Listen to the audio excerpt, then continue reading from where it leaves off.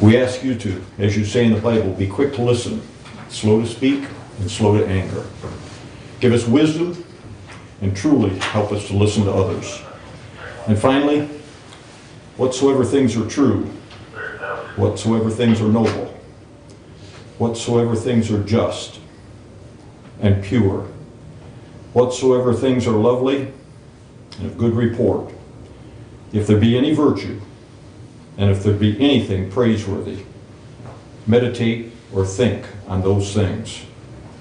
In Jesus' name I pray. Amen. Amen. I pledge allegiance To the flag of the United States of America and to the republic for which it stands, one nation, under God, indivisible, with liberty and justice for all. Thank you.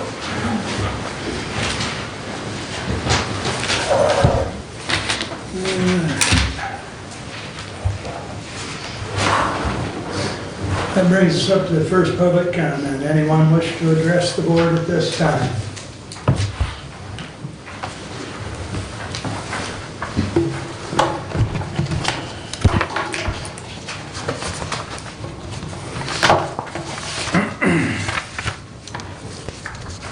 I have a paper I'd like to give to everyone. Jody, if I could ask this to put into the record, please. Just give me 3 of them, I'll pass them around. Perfect, thank you. Save you steps. I need the steps though.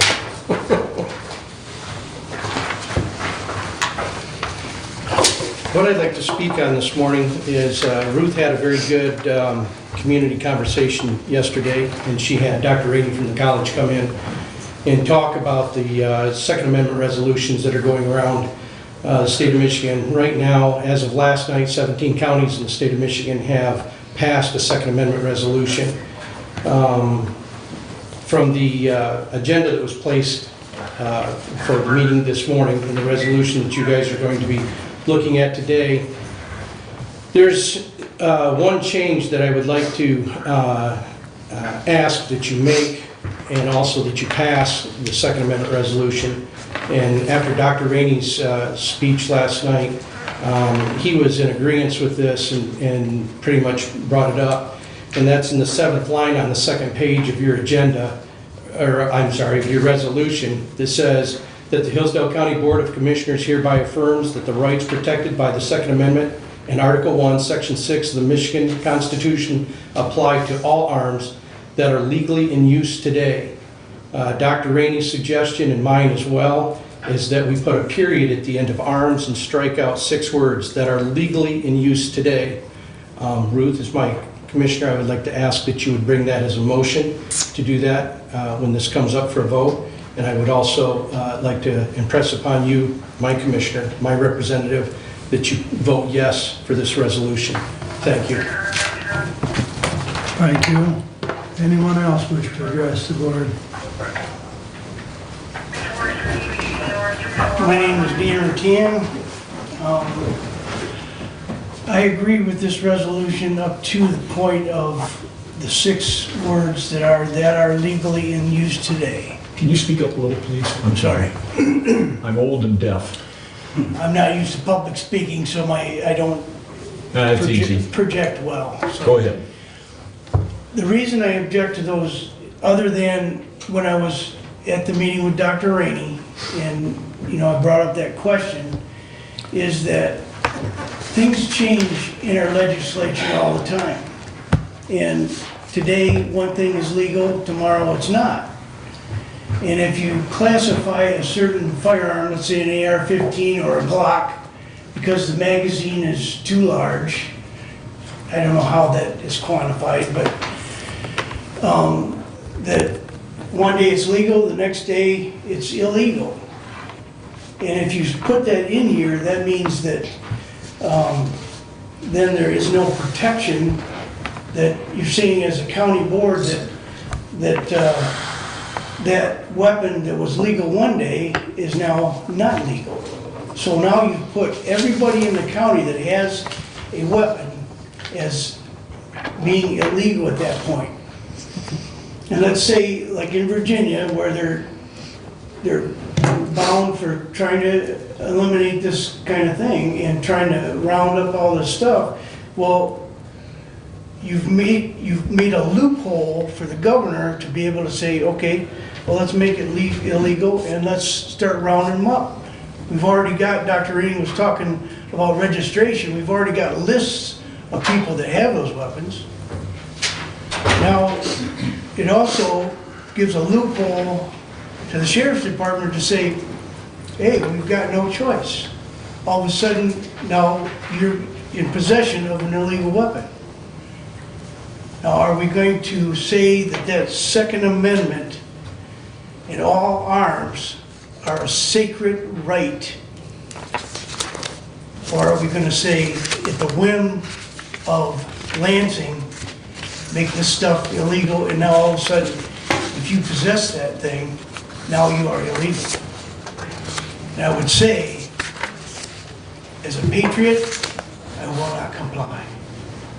If they come around to take my arms, I will not comply. I'm a patriot. Thank you. Thank you. Bear with us a minute while we get Julie on the phone. She just messaged she's up and around. So she, California. Some realty meeting in California. Why would anybody She's got a.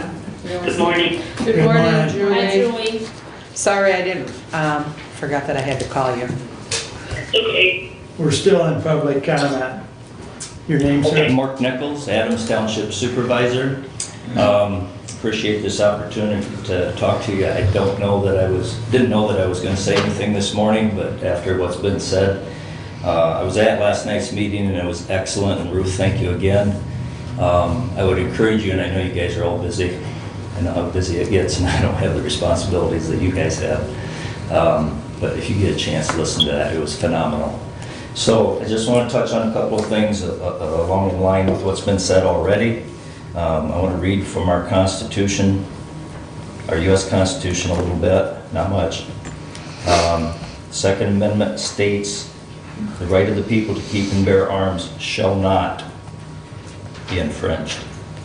We're going to digress just a minute. Mr. Caswell, Senator Caswell, you've been around the block and you've been in Lansing and you know how things are.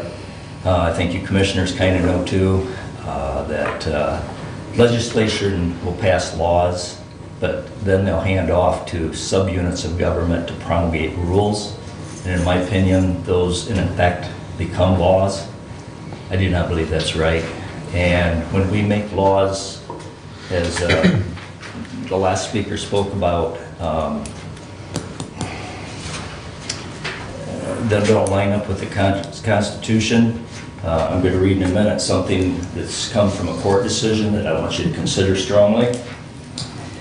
So moving on to what the Michigan says about the right to keep and bear arms is every person has a right to keep and bear arms for the defense of himself and the state. And going along with what I just said, I want to read from the U.S. Constitution, Article 6, second section.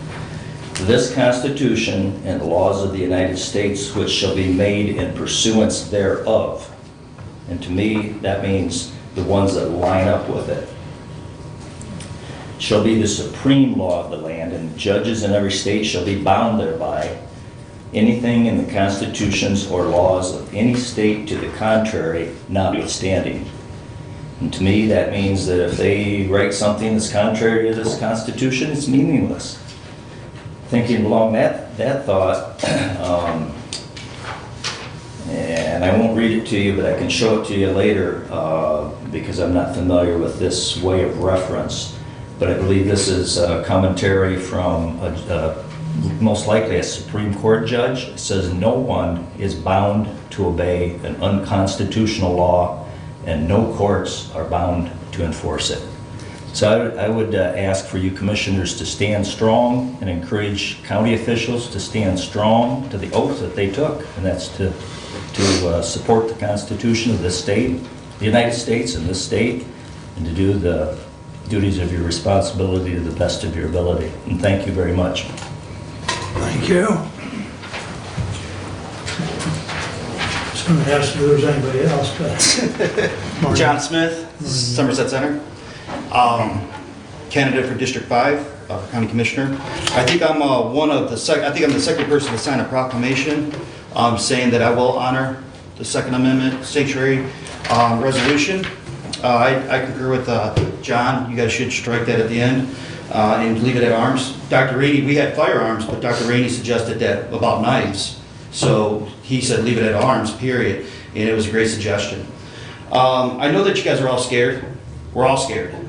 This is more than beyond a legal documentation. This is a moral standpoint. Some people aren't scared. I mean, my buddy Lansing's scared. But a lot of people are scared because they don't know. They're scared of the unknown. They don't know what's going to happen from here, the legality of it.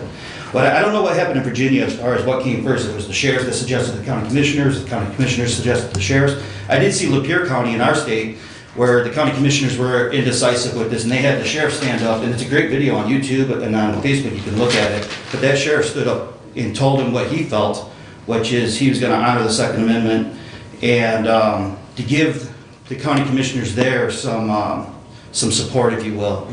I know this isn't, a lot of us aren't attorneys, but again, this is where morality fits in. This is for you guys. It's very clear that we should have the right to bear guns. So I would suggest you guys to get your sheriff on board because, like with Carl Albright, Under Sheriff Albright, he's going around to the community saying that he supports the Second Amendment all up into enforcement. Well, what does that really mean? So he's going to arrest people because he feels he has to because it's written in law. So I just suggest you guys to get the sheriff on board with this so it helps you guys and make this decision as well. And thank you. Thank you, John. Anyone else wish to address the board at this time? We will have a public comment at the end of the meeting as well. Good morning, Julie. Your favorites here. Hi, Bob. First, I drove in coming down 99 from Jonesville there, and I tell you, the most welcoming, inspiring look was Old Glory. There, you ever see that up there? Seen that? What a wonderful sight that is. And if anyone that's, being a veteran, you understand when you took that oath, you stood, and it still applies to you today. So mine's 40 years ago. I'm sure that's about Mark's or anyone else. It applies. Now, this is not going to be just a symbol. We can't just hey, it's out there and looking at us. It's not a symbol. Livingston County last night overall put it out there saying, they passed it as well. But again, I want to say it's not a symbol. This is real, real. I guess my next is that I got kind of straightened out a particular evening, and that was with being down in Camden, and I was putting a lot of words out, and I had Mr. Wiley, Commissioner Wiley was there, and he stood with strong words that was welcoming. And with that being said, because of the issue that is going in the paper, going wherever with this Mr. Albright's issue, that Mark had identified and saying that the prosecuting attorney, so I'm trying to put things to rest here, that the attorney said there was no issue and nothing prosecutable. And the Attorney General, as what Mark has clearly stated, has gone and with that opinion as well. So that's pretty much the formula that I'm addressing. But knowing that we have that, and if you don't mind, Mark, I don't know if you want to speak out of turn or not, but... We're not going to engage during public comment. That's okay. Been our policy, and we're going to continue that. All right, thank you. And since you had given those statement that night, I thank you very much for, I do. I thank you very much for that.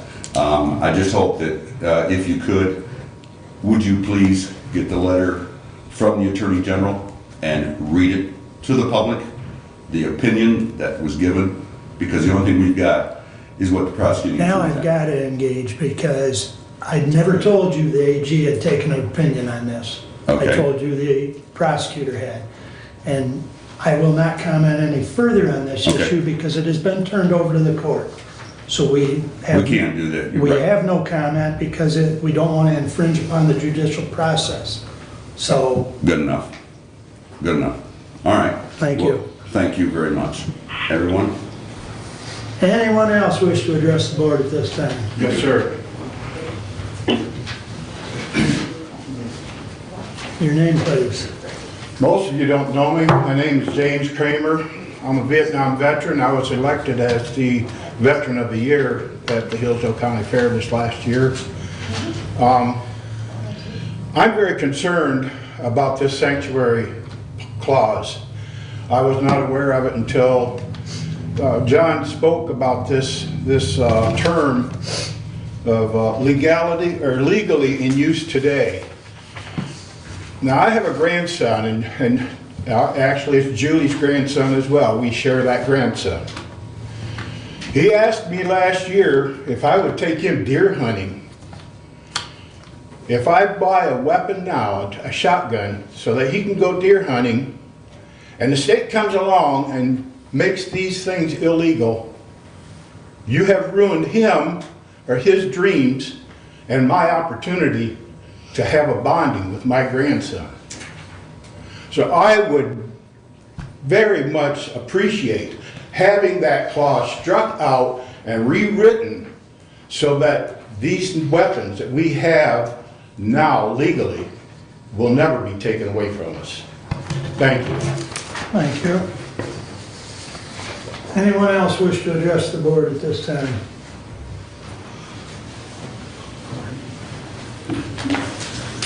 Penny Swan, I would agree and reiterate everything that's said about the Second Amendment. I encourage you to sign it, not wait to see what the state says. We as counties, townships, cities should be telling the state what we want, not the state telling us what we want.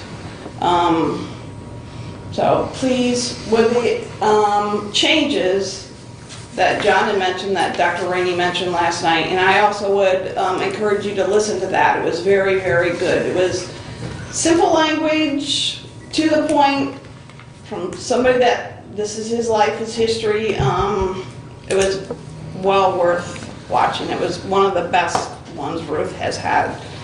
So thank you, Ruth. It's on the Roar page. Yeah, it's on the Roar page. I shared it to my page. It's out there on the Republican page. I shared it all over, so please sign it with changes, and thank you for your time. Thank you. Anyone else? Thank you. We will have another public comment at the end of the meeting. Consent agenda, I would entertain a motion to approve. So moved. Support. Moved and supported. Any comments or hearing none? All those in favor of the consent agenda signify by saying aye. Aye. I Opposed? That is passed. Thank you. Correspondence is listed. I just have to say, Mr. Chairman, that I kind of chuckle not with what's going on, because it's not funny for the people involved, but you go back 10 years and the legislature in Michigan was being asked to allocate all kinds of money because the Great Lakes were so low that they needed to dredge out all the harbors so boats could get in and out. Now we'll turn around 10 years later, the Great Lakes are so high, we need money to help people keep their homes from going in. Mother Nature just goes in cycles. That's very true. And regardless of what we do, she's gonna, She always wins, yes, she does. yeah. We're not nearly as wonderful as we think we are. Okay. And Mr. Chairman, I have something, if I may. Go ahead. So in correspondence, I have sent you a copy as well, which is the Wheatland Township. They did not declare to be a Second Amendment sanctuary township, but rather they have a resolution to declare Bill of Rights sanctuary township. So just for the clarification, no. And it is in your packet. Okay. Thank you. Anything else on correspondence? Entertain a motion to approve the regular agenda. So moved. I second that. Any additions or corrections? Hearing none, all those in favor of the regular agenda as presented, signify by saying aye. Aye. Opposed? Regular agenda is approved. Nick, that brings us up to you, please. Thank you. Hopefully this will be quick. I had an employee leave last Tuesday, or submitted her resignation. Her life has changed and such that she's going out of the area. So as per the county policy, I'm asking permission to replace the assistant description analyst position. I think I sent out an email that indicated Julie and I had given Nick permission to post, but he still needed to come to us. It is a budgeted position, it is a position he needs. So is there any questions? Is this the person, Nick, that's tied in with the planning commission? No. This is- That's Kim on Friday. She's just there on Friday. That's Kim Jackson. Did she leave to go to another spot in county, or did she leave county government She, altogether? yeah, county government over here. Okay. Thank you for coming, appreciate it. So have you posted already, or? I have put it as per the union Okay. contract, it has to go through that cycle for at least 5 days, so I'm setting the 5 days, assuming that you put it today, so it'll be 5 days from today, not 5 days from Friday when I post Although it. that word assume can get you in trouble. Well, I err on the side of caution, and I'm allowing 5 days from I know, today, so. break it into its syllables and, well, So, I'll move to approve the posting the position and hiring a new person. Support. It's already in the budget, right? Right. Yeah. Been supported. You had another comment? just another, apart from the county website, are we also going to put it on the newspaper? Is it other Well, folks? assuming nobody from within the union does it, yes, I have every intent on putting it on the county website. I'm not budgeted to put it in the paper. Went over budget last year for that too, so I may, if it comes to that, I may ask, to go over budget to post that in the newspaper. Right, and in the newspaper, the only thing, it gives everybody else the opportunity Yeah, to certainly. apply for the But job, it'll- the folks who are outside, not internal. But assuming it's not Right. filled from within, it will go on the county website. Okay, certainly. sounds good. Yeah. Anything else? We got the motion on the floor, there is support, so all those in favor signify by saying aye. Aye. Aye. Opposed? Thank you for your time. Nick. Good luck. Thank you. Thank you, Nick. All right, moving right along, Matt. Good morning, Board. Good morning. Just going to take a few minutes of your time and give you a quick update on our activities for 2019. So, as we all are aware, the weather situation last year was quite difficult for us, particularly in the springtime. A lot of large rain events. Our service request numbers went up about 25% last year as opposed to the average, so quite a bit of work. One particular issue that we had during a May 1st rain this last year was the folks at Pleasant Lake. We control the lake level, and there's also a county drain involved for the outlet of the lake. There was some debris buildup downstream of the lake and had caused the drain to be somewhat restricted, and we got on that as soon as we could and got things moving. But that did inspire Jefferson Township to submit a petition to my office for improvements to the Pleasant Lake County drain. So we're in the process of that. Right now it's still in design phase, but we do hope to possibly do some construction on the drain yet this year. Just to hopefully ensure that the flooding situation that occurred this year hopefully never happens again. It's kind of a pretty extreme rain event. There were numbers all the way. I heard numbers up to 5 inches of rain in less than 24 hours. So it was kind of a flash flood thing, but we're still monitoring the drain closely, and we made some temporary improvements to get through this spring, and fortunately it's close to our maintenance facility, so it's easy for us to go check it and keep an eye on things. There's a couple other petition projects that we're working on right now. One is in Litchfield Township on the Lindsay Intercounty Drain. That one is scheduled to start construction yet this spring if things stay on schedule. Another petition project that we haven't really moved forward with is the church drain in Adams Township. I need to get with the township council and discuss that with them because of the recalls and the change of the board. There's board members that are now on the Adams Township board that were not on the board when the petition was submitted, so I just want to make sure that the township officials are comfortable with moving forward with it. And then we did continue to do some more of our watershed updates as we've been doing in the past several years.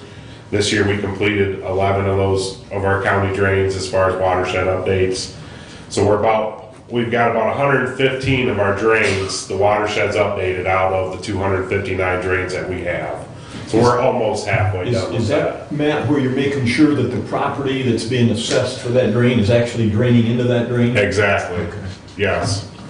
So we're still moving forward with that. Something else I wanted to touch on is Crystal Lake. So everything, we went through the proceedings and the hearings to establish the special assessment district for Crystal Lake.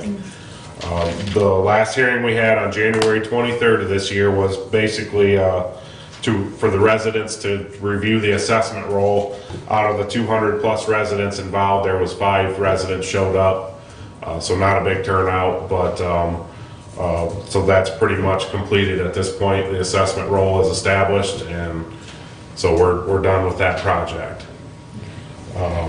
Also, we did find on Lake Leanne South, there were some issues with where we were carrying the level of the lake, and it was not according to the court order, which has been this way for many, many years, but we are pursuing that. We're in the process of pursuing that to go through the legal process to adjust or change the legal lake level for Lake Leanne South,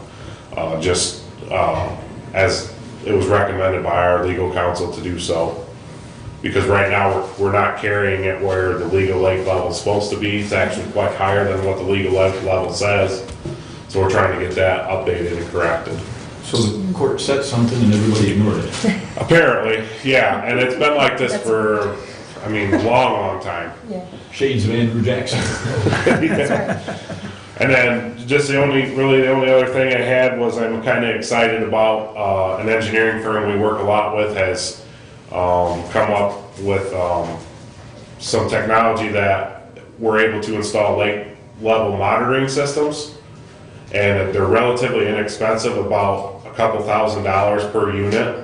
So we're going to try 5 of our lakes this year. We're going to install those, and what that's going to be able to do is we're going to get hourly records of the lake levels, and there will be there's an alarms for high waters, alarms for low waters, sent right to my phone. So if there's a large rain event, we can try and prepare and be proactive, and if we need to remove boards, draw the lake down. That was an issue with us this spring, was some of our lakes, Pleasant Lake, Lake Bel Air, Lake Land North and South, Wallabies. So that's what we're going to try this year, and I'm really excited about that. And it's going to save a lot of money, because instead of us having to go out there and measure the lake level, we can get real-time information, and then if we need to go out and adjust it, then we go out instead of just going out to look. So that's really about all I had for you. Any questions? Go ahead, Ruth. I think you're doing a great job, Thank you. Karen. You never did hire a deputy, did you? No. Can't find one. I've had several people inquire, but to be quite honest with you, the wage is not where they want it to be, and the wage is not much more than someone in the union that's towards the top of that union pay scales, not much more. So I think I'm going to have a difficult time finding someone. Can you discuss with us what you think the wage needs to be, so that in another year, if the money is available, we can adjust that so that it becomes somewhat feasible if you can find someone? Yeah, we did do our our office did our own little study. We got some wages from other county drain commission offices. I don't have that information in front of me right now, Doesn't but need to be done right now. But he's right when he's saying that. That's good that you did that. And when it comes budget time, if you show us that and talk to us and tell us that, then we can help you with that. Okay. When we know. No promises. No but promises, Yeah, At least but, we'll know. but that's how it gets done. I appreciate the board at least willing to take a look into it for me. Right, absolutely. What's your biggest challenge in your office now? Weather. This winter was difficult because we never got a real cold snap, and that's usually when we get right after it and the ground's froze and we don't have to worry about tearing fields up and mud and, The ground never froze that hard, did it? No. Okay, usually you'll get several weeks of good frozen ground, and this, you get it 1 week and then the next week it's back up into the 40s, you know, so. But we're doing good. I mean, I think we've done pretty well this year considering all the issues that we've had. what about the staffing in your office, Karen? Doing good. Good. And in regards to that app you just talked about, so you would determine it on your phone, just, you'll be able to just come to know about the water levels? Yeah, so how it would work is, when we installed them, we would set the sensors for what the actual legal lake levels are on the lake. And then if the water were to rise a certain height above that legal lake level, and I can set that parameter wherever I want, then it would notify me. Because, previously what they used to do is they would go there and measure it, each lake. Yeah. They would just go measure, whether it's the North Lake or the South Lake, Yeah. the lakes that we have, and they would determine. So now that, you no longer have to do that. Right, once we get these Okay. installed. We're hoping to do it this spring. So when you do determine that, do you notify the, those associations that I see your lake levels change, it's just showing me in my, app, so you do you notify them, or do you kind of still wait for them to come to you to let?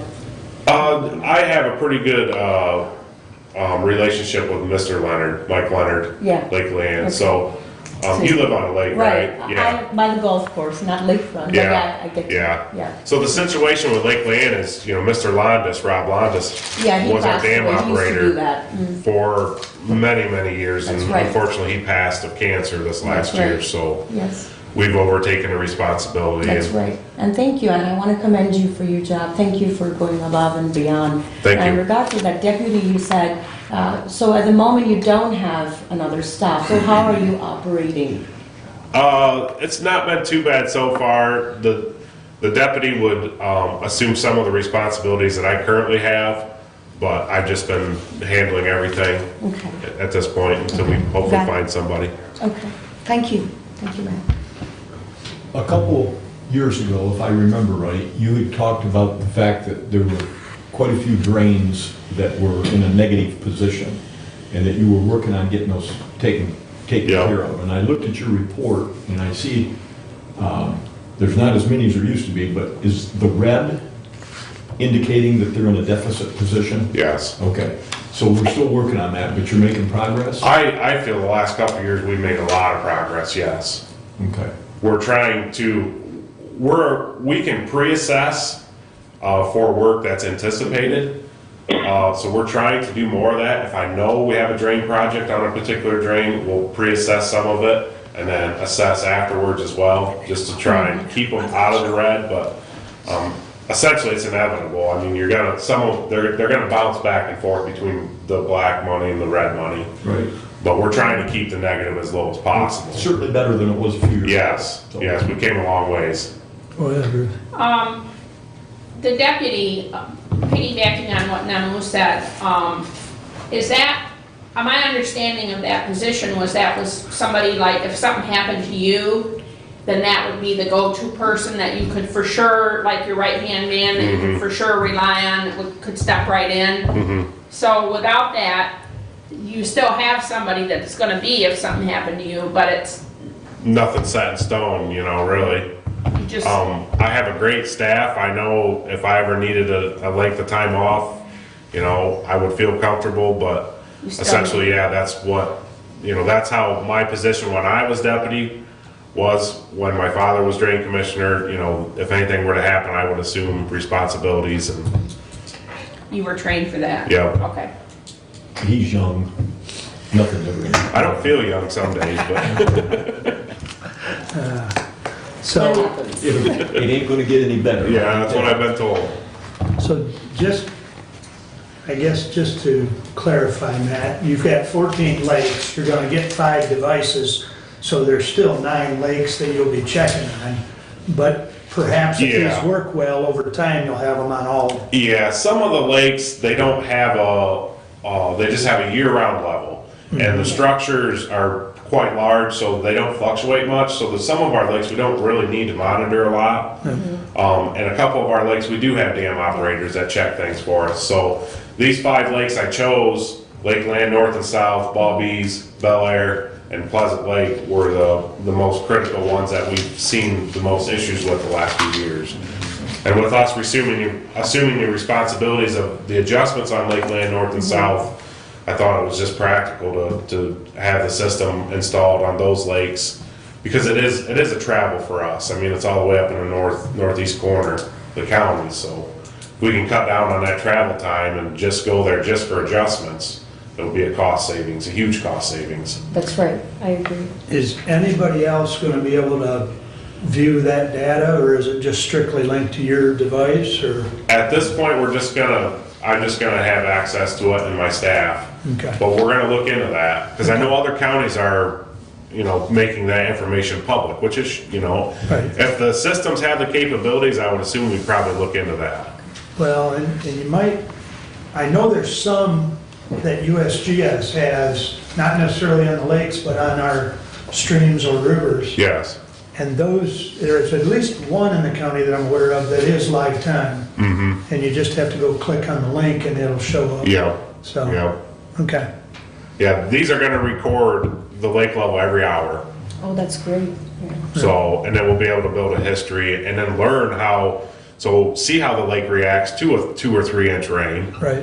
And then we can try and predict, okay, we're expecting heavy rains, we know how many boards to pull ahead of time. Sure.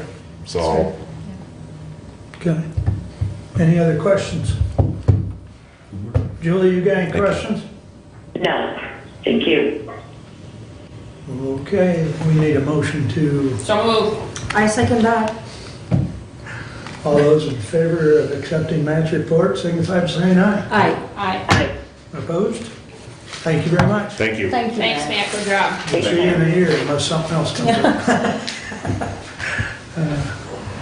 All right, that takes care of our standing orders, committee reports. Bruce, you're up. Okay, Finance Committee. 20022, resolution. To the Honorable Board of Commissioners, we, the Board of Commissioners, hereby affirms that the rights protected by the Second Amendment and Article 1, Section 6 of the Michigan Constitution apply to all arms that are legally in use today by supporting the attached document. Respectfully submitted, Bruce Caswell, and I move for the adoption of this resolution. I second that. Okay, now I want to go through a little process here of explaining what happened here. 2 weeks ago, I left the meeting early because I had an ambulance meeting I had to be at, or a hospital meeting I had to be at. And I heard afterwards what was done and everything, and I called Mark and said, we really need to do this. So I put together, Brad brought me some information, which I appreciate very much, Brad Benzing, and I put together kind of a draft resolution and I sent it out to all the commissioners. I heard back from Namu.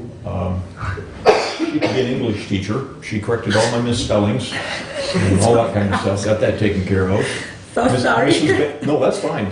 Mrs. Benz, my English teacher, would have been proud. And then Ruth Brown took the draft and sent it to Dave Rainey. And Dave responded with quite a few suggestions, all of which were incorporated into this. Now, obviously, last night at your meeting, the issue came up about what was spoken to today about arms that are legally in use today.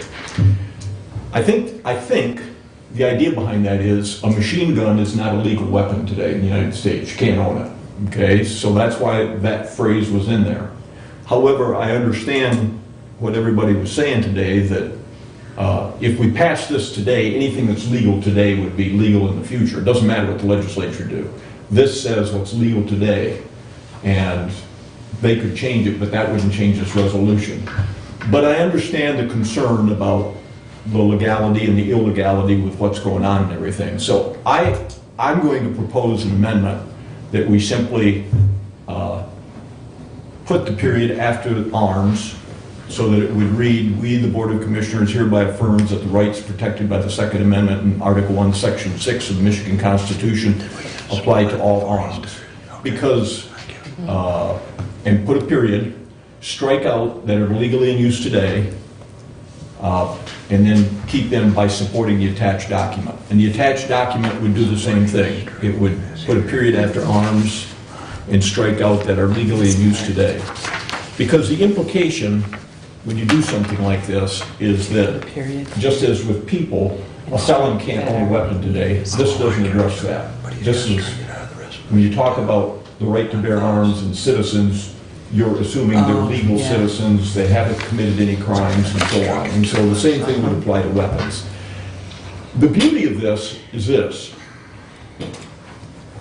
The more you talk about an issue, and the more it's discussed, and the more eyes that look at it, the better end product that you end up with. And I would just state, you know, Ruth sent this to Mr. Rainey, and he made several suggestions. This wasn't one of them, but obviously at the meeting last night it was brought up, and he saw something else.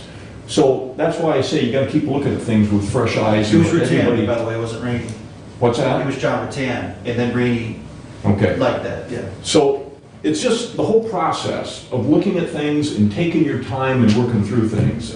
This is the reason I hated lame duck when I was up in Lansing, because everything got rushed, and you didn't have time to look at things, and you didn't have time to analyze things and think things through. And so this is the proper way to handle these types of things, I really believe. So I'm going to make that amendment so that on the body that Jody prepared for us, we will strike out the words that are legally in use today, and it simply will say apply to all arms by supporting the attached document. And on the attached document, on the second page, there will be a period after arms and strike out that are legally in use today. So, with that, that's my amendment. Is the supporter friendly with that? Support. Okay. Well, if you're friendly with that, then we're okay. She didn't second I'm it the first. And I want to thank everybody. I second that. I want to thank everybody for That's what I asked. Brad, you brought us stuff, and that was really good. Ruth, you took it to Dr. Rainey right off the bat. That was good. Namu, you're the clerk of the board. That's good. Everybody fits into this, so it really does. And Mark, and I called you after last meeting, and you told me, yeah, go ahead and get something put together. And I think that shows a willingness on your part to listen and be open to things. So I thank you for that. So I think we've got a good product here. And I wanted to just really quickly say, I wanted to thank Mr. Aaron Ritter. I don't know if he's here today, and he was the one who initially sent us the very first resolution, and so we have derived everything together and put that and the way it's come out. I think that's the beauty of it. So I wanted to personally thank him. He's not in my district, but I want to thank him. Yeah, and this is kind of a combination of a lot of different counties, things that they've done, things that were brought by Brad. It wasn't copied from one person. We kind of tried to take the best of everything. That's right. So. Are we in discussion? Yeah, Julie, go ahead. Well, I would just like to comment that, we've agreed as a board in the past that we don't just do feel-good resolutions.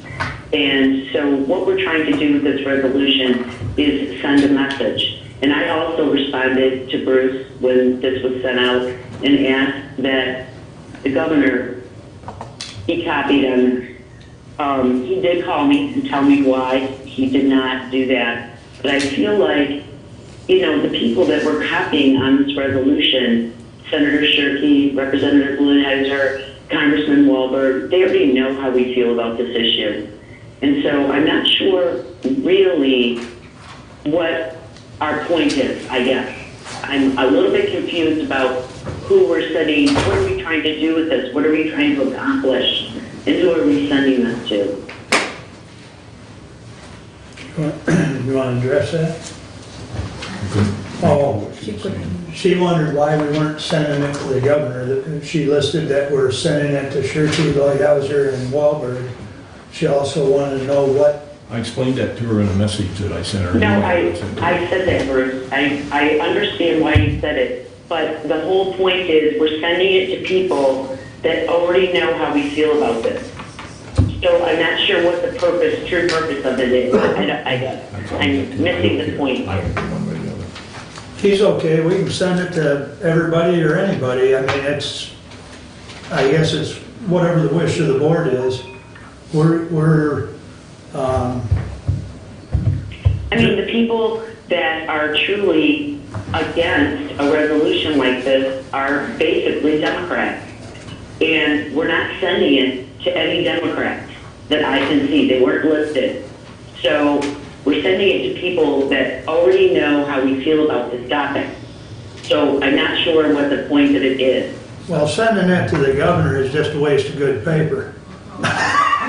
No, I think. Maybe I shouldn't have said that. Let me address that. I want to address that because I think it's very unfair to say that Democrats are against gun rights. Because the whole issue in Virginia failed because there were 4 Democrats in the Senate who wouldn't vote for it, that were hunters. So I don't think this is a Democrat-Republican thing. I think this is a thing in terms of whether or not you support it or don't support it. And there's people on both sides. And the parties had nothing to do with this. It has to do with the person's opinion and whether or not they support it. So I don't want to get into this Democrat-Republican thing. Right. Well, but again, Bruce, my point is we're sending it only to people who already know how we feel about it. Well, So I I'm think, not sure Julie, what the point is. I think if the consensus of the board that we send it to, the governor on down the list, then we can certainly do that. That part of this discussion hasn't happened yet. So, which we can talk about is, for that matter, we can talk about it right now. If you have someone in mind, we can certainly discuss it. Julie, you're saying that you don't get the point of this and why we're doing it? Right, when we're only, because of who we're sending it to, Ruth. Right, I get that. Because of the limited people we're sending it to, they're already well aware of how we feel about this issue. Right. So I feel like it's just something, I don't know. I don't understand the purpose of it. My perspective is that this came, I had a lot of people, a lot of my constituents talking to me about this issue. And this issue came up and it came up quickly. And I had a lot of people talking to me about this, that they wanted to send a message to law enforcement. This is a big election year. We have a sheriff's race going on this year with several sheriff candidates. There's a lot of constituents talking about this. Now, also, this started coming up and it started coming up pretty quick. And then we started getting, I had a dozen different resolutions and all of us had resolutions coming from many different counties in Michigan, and all of this issue was coming up. Now, as an elected official, it seems to me that we have to respond to our constituents when they're talking about something like this. We have to respond quickly. That's the job of an elected official. And so that's why I hurried up, and thank God, Dr. Rainey, this came together like last week. I'm like, can you do this on Monday night? And thank God, because I wanted him to do it last night before we had to vote on this today. And I'm telling you what, Dr. Rainey hit it out of the park last night. He gave an hour presentation. He gave another hour questions and answers. And then everybody stayed for another hour. We didn't leave Rough Draft until 9 o'clock last night. He is so knowledgeable on this topic. it helped me understand the issue better. It just was excellent, and it is online if you want to watch it. But to me, it's why the point of it is that we're sending a message to law enforcement that we have a sheriff's race this year, and this is coming from our constituents that they want that we took an oath and to stand up for that oath. That's what it's about as far as I'm concerned. And Well, if I may, Ruth, this is bigger than Hillsdale County. It's across the United States. Yes, it started in Virginia, but it is a process that many counties, many entities have engaged in as a reaffirmation of the oath that we all took. And in the oath to public officers, section 1, it says that no other oath, affirmation, or any religious test shall be required as a qualification for any office or public trust. Now, we've already read that once in a meeting, so do we need to do this? Yes, no, and maybe. But the point is it reaffirms our position on the Second Amendment. So I think at the end of the day, that's what the message is that we're reaffirming our oath of office, so to speak. So, and yes, we can send it to anyone. If you've got someone in particular, Julie,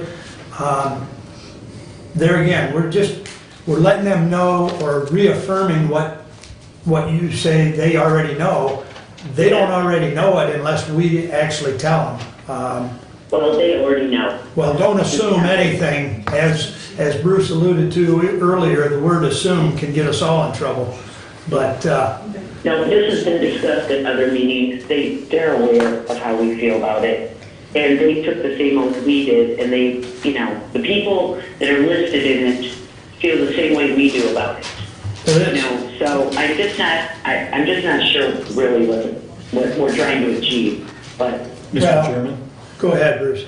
We have an amendment, and the amendment is adjusting it as indicated. That's what we're should be talking about right now. You are correct. All this other can wait until we vote on this amendment. And if there's another amendment, then that can be taken care Well, of. who we send it to has nothing to do with the resolution Well, itself. there could be an amendment to change that if she wants to, but we need to keep the discussion right now to what we're talking about here and get it taken care of. I appreciate that point of order. Thank you.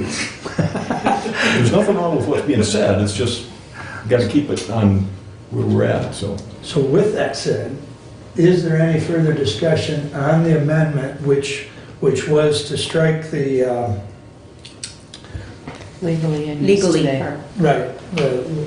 legally in use today, both in the resolution language and in the attached document?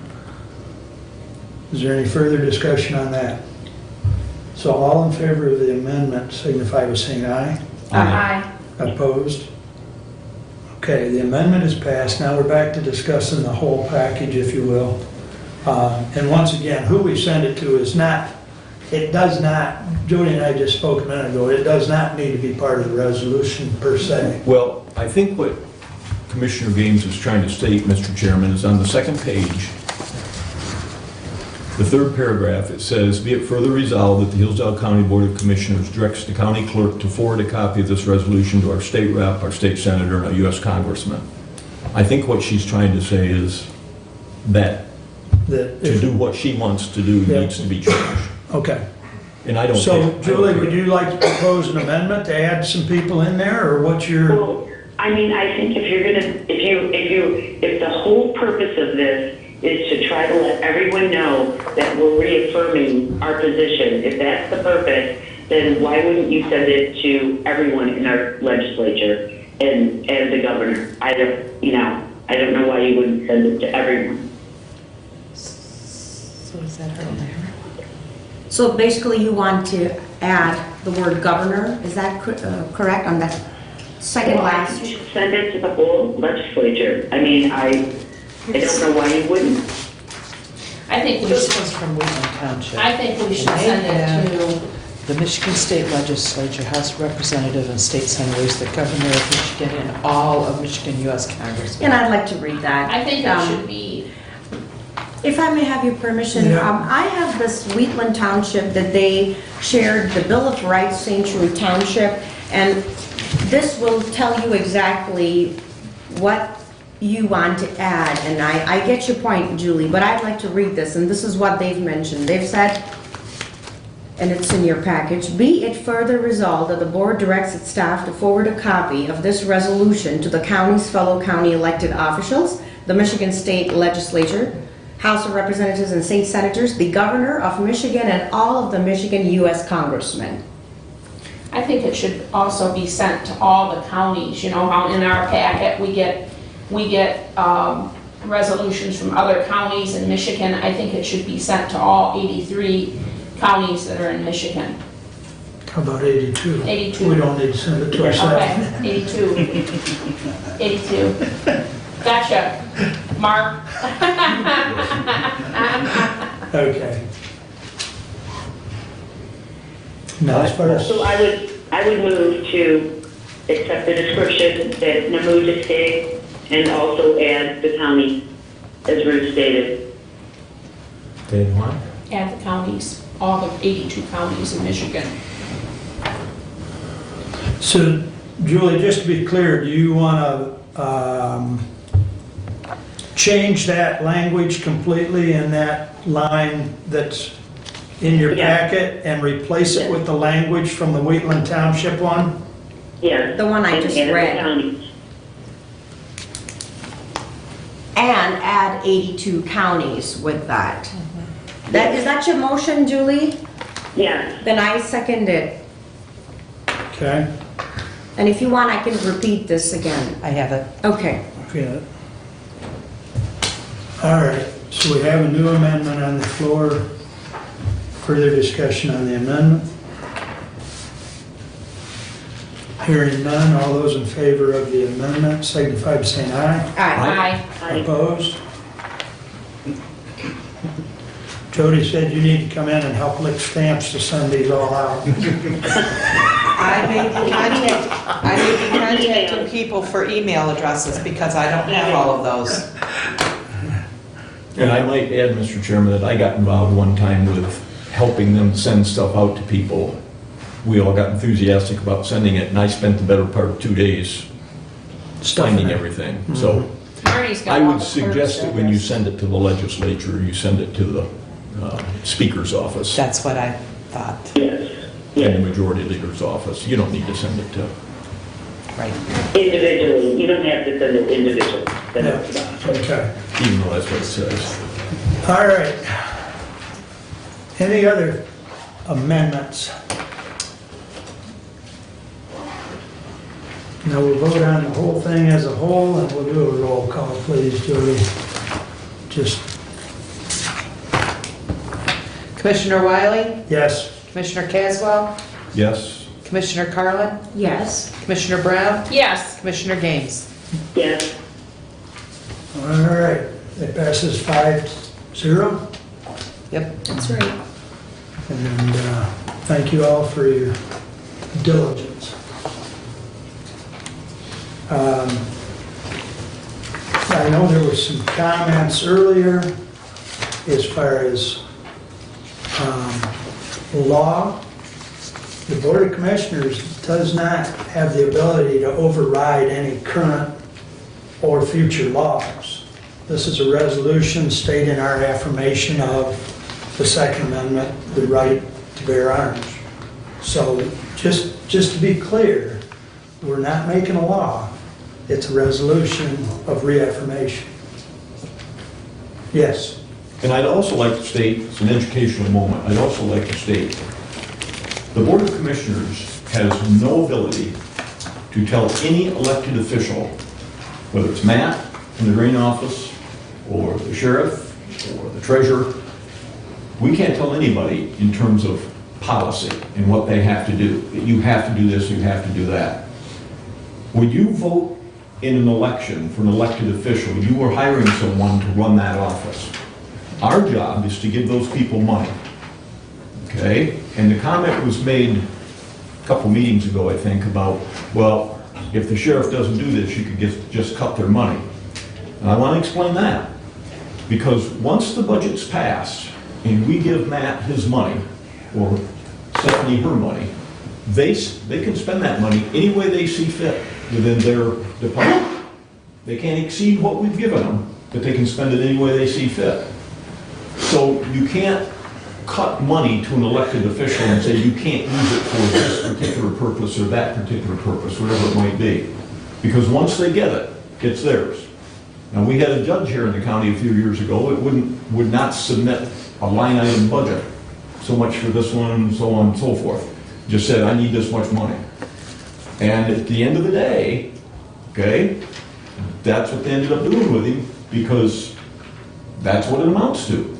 It's a very odd peculiarity in state government, and the state sets these laws for the county and how we deal with elected officials. And your judges are elected, your sheriff's elected, all these people are elected.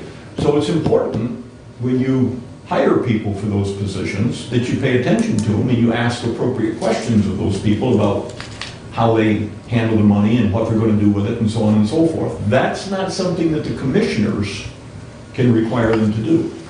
Okay? So, one, we can't force them to do policy. Now, we can our department heads. Nick was in here. He's a department head. We can tell him what to do. That's why he was here today. Randy's a department head. We can tell him what to do. But the elected officials, we can't. It's a strange kind of setup, but that's the way the state law is set, and that's the way things operate at the county level. So, just so y'all understand. Okay. You may continue with your committee report, please. Okay, the next thing I want to report on is the substance use disorder. Now, we get that PA2 money from the state, and we put it back towards it. The budget year for the PA2 money, for whatever reason, when it was set up a long time ago, does not coordinate with the state fiscal year. And so this year, what they're going to do is extend the PA2 money fiscal year ends at the end of March. They're extending it 6 months with funding being approved and coming forward so that in the future, the PA2 money that we get will be on the same basis as the state money, the revenue sharing that we get. Everything will be the same all the way through. So that change is going to be made. Nobody's going to get docked any money. The money's still going to be available. The state did make, the state and the federal, well, the state made a change. The federal government transfers money to the state, and the state transfers it to local substance use disorder outfits to deal with people who have substance abuse issues. In the past, these are called block grants, this money that comes through.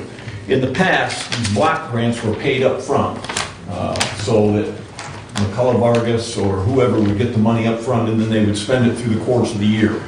That's changed for whatever reason, and now they're going to have to submit bills to the state and they'll get paid after the fact, okay? I don't know why that was done, but it was done. Our local prevention council. Our prevention council, you may or may not remember, and this is a group of people who come together to decide how this PA2 money will be spent. The prevention council was headed by Lori Brandis for quite a few years, and then she retired. And when she retired, the person that was put in charge was a person from McCullough Vargas, and that created some issues. So that person from McCullough Vargas is no longer in charge anymore. It's going to be somebody else, okay? I don't think that decision's been made yet. But the money for the prevention council gets $5,000 a year to basically take care of all their issues and things they have to spend money on and so on. That's no longer going to go through McCullough Vargas. It's now going to go through Lifeways. And as I said, the adjustments on their grants is going to be made, and that's about $23,000 that they'll get to continue on for the next 6 months, the programs that they're running right now. The other thing I wanted to mention, and I think it's pretty impressive, is when people have a substance use disorder, they can go into outpatient treatment, They can go into detox, and they can go into residential treatment. For outpatient treatment, in our 21 county area, they group the state together in different areas. We're in with 21 other counties. Of the people who go through outpatient treatment, 25% of them complete that treatment. Another 17% are transferred to a different program which is considered to be more effective in helping them with their substance use disorder. So that's 42% of the people who come into outpatient treatment either complete the program or get transferred into a more effective program. That number, that 42%, is far above the rest of the state. I don't know if you realize, but it's not uncommon for people to have to go through treatment 6 or 7 times in order to finally break their substance abuse habit. And so to get 42% of people in that position it's really good that they're getting that far into the process. Now for detox, 19% of the people complete the detox in the original program they're put in. Another 48% of them are transferred to a separate detox program, which is considered to be more effective for their particular substance abuse problem, whatever it might be. And that puts us at 66% of the people either get through the withdrawal management program they were initially put in or transferred to another one. So the MSHN, which is kind of the outfit that's over the 21 counties, has really pushed hard to only use evidence-based practices, things that have been proven to work. And apparently that's not necessarily true in the rest of the state, but it is in our area. And if providers of services are not willing to use those evidence-based services, then they don't get funded. It's just that simple. The second thing is the Area Agency on Aging. Now, you've only had me on there for about not quite a year, but we had a financial report. You can remember they have a lot of financial problems. They've got rid of everybody in that department and they have a private entity taking care of their finances now. But they ended up, the first 3 months of the year, October, November, and December, they ended up actually making a profit. They spent about $5 million and they made a profit of $1,000. And one of the board members who's been on there much longer than I have says that's the first time he can ever remember that they actually broke even and didn't spend a whole lot more than what they were taking in. So that's good progress there. Lifeways. Lifeways is expanding their integrated care efforts.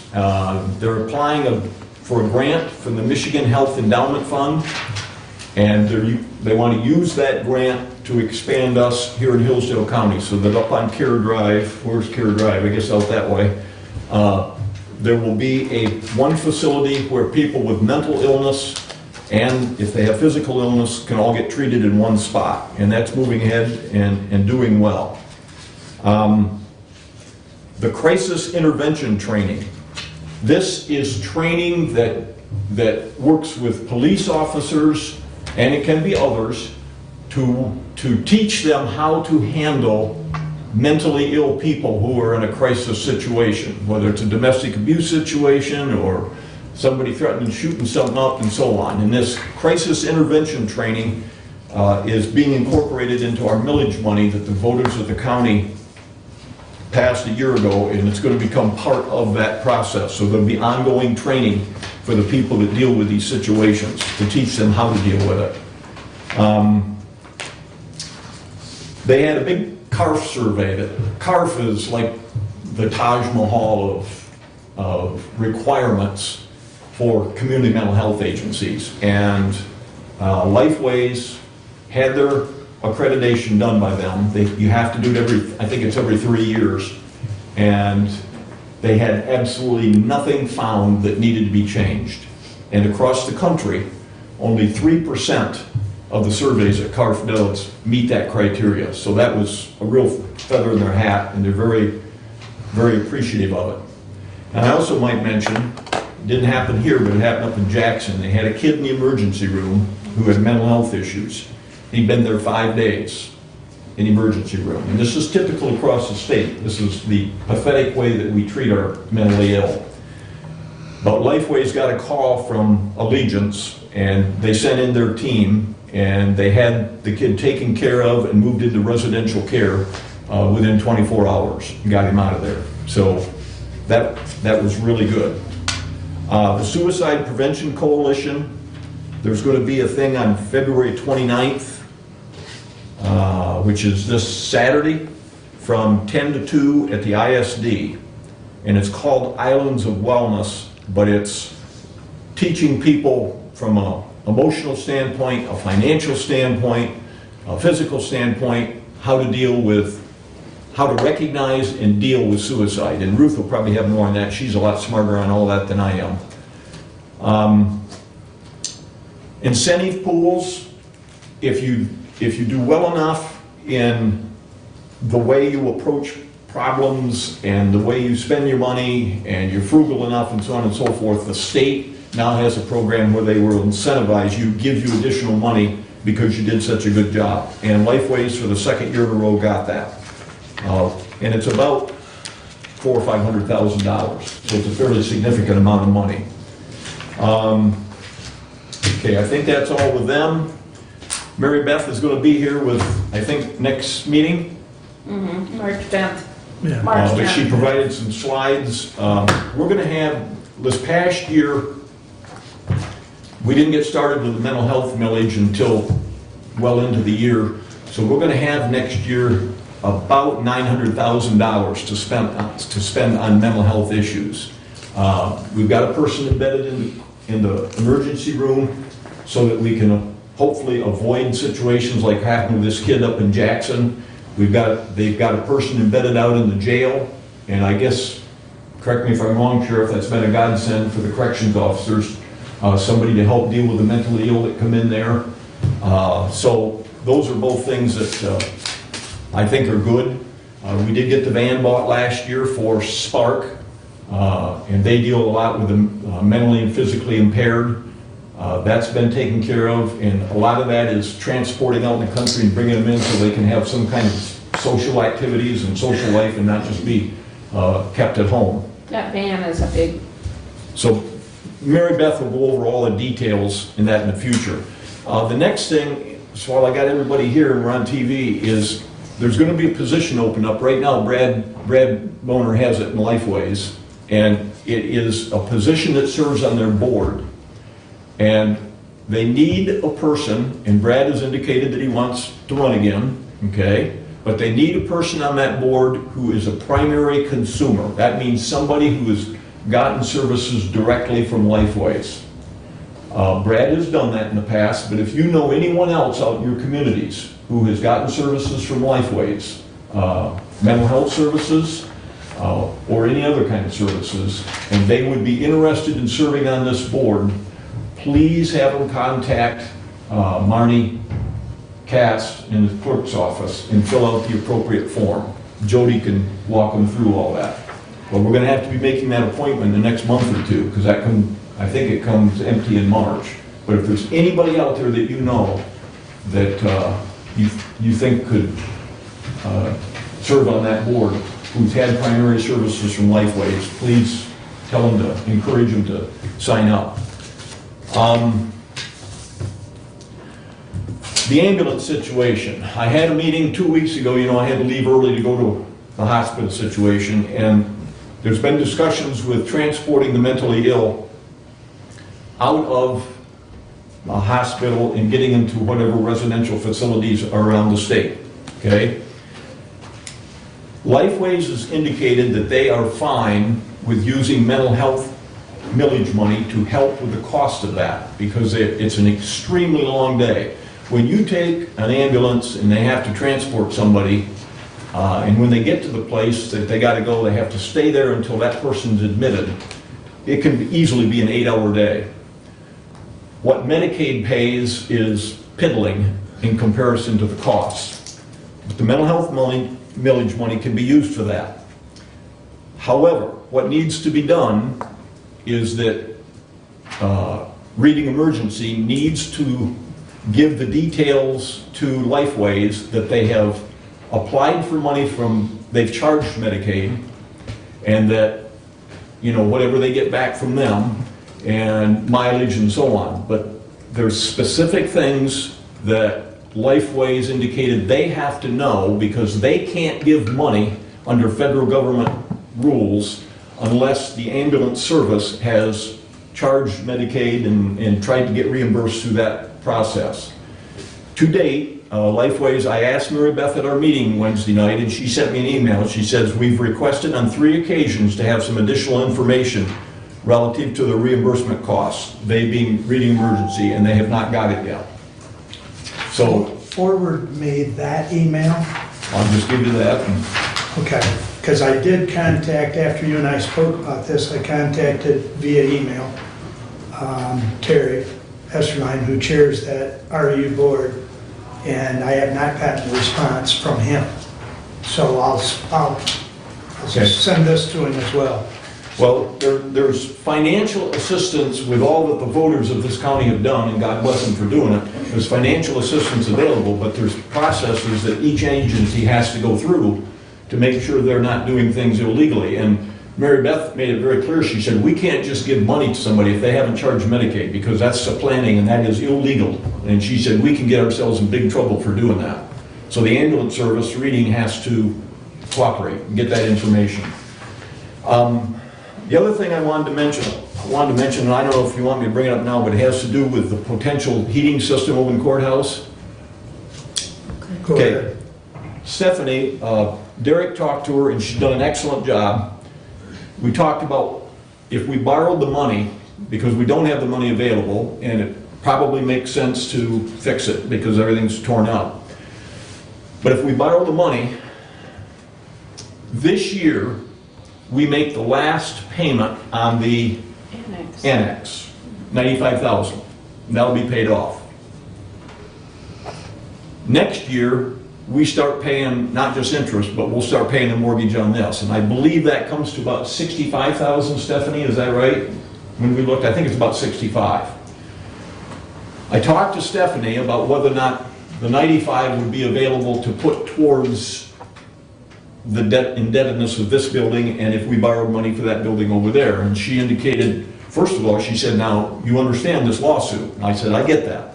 But I said, if that lawsuit goes through and is adverse to us, we got a whole bunch more problems than just this particular issue.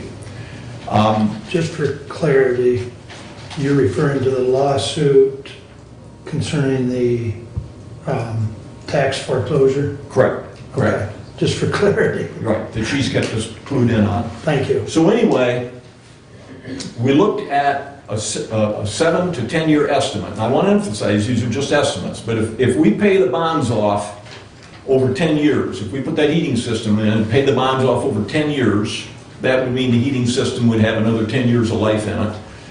It would cost us, based on today's interest rates, somewhere between $55,000 and $58,000. Okay? Well, if you take the 65 that's going to be necessary for this building, and you add the 55 on top of it, you're up to 120. Stephanie pointed out that last year the sheriff's bond indebtedness went off, and that indebtedness was about $50,000, and that was kept. So in the next year's budget, we would have to take $25,000 roughly out of that, which it's being allocated now all over the budget. We'd have to take 25 out of that to put with the 95 that we're currently using on the annex, and that would get us up to 120.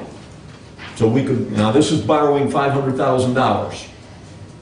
Okay? So if we did that 500,000, okay, would probably not be enough to do the entire job.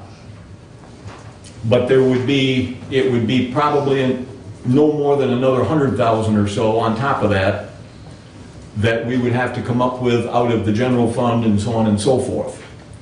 So I talked to Derek about this. I'm not proposing anything. I'm simply saying this is one way that it could be made to work if we decide to go out and privatize it, get it done, and have the thing taken care of so that we could still move in on time, on the time schedule that we're looking at. So I just bring that to your attention, I'm not asking you to do anything. And with that, I'm done. Thank you. Any questions for Ruth? I have a question. Yes. What's the timeline? We're trying to do this while the courthouse is torn up and while he's doing all this. So how long is that gonna be, Randy? When do we have to do something?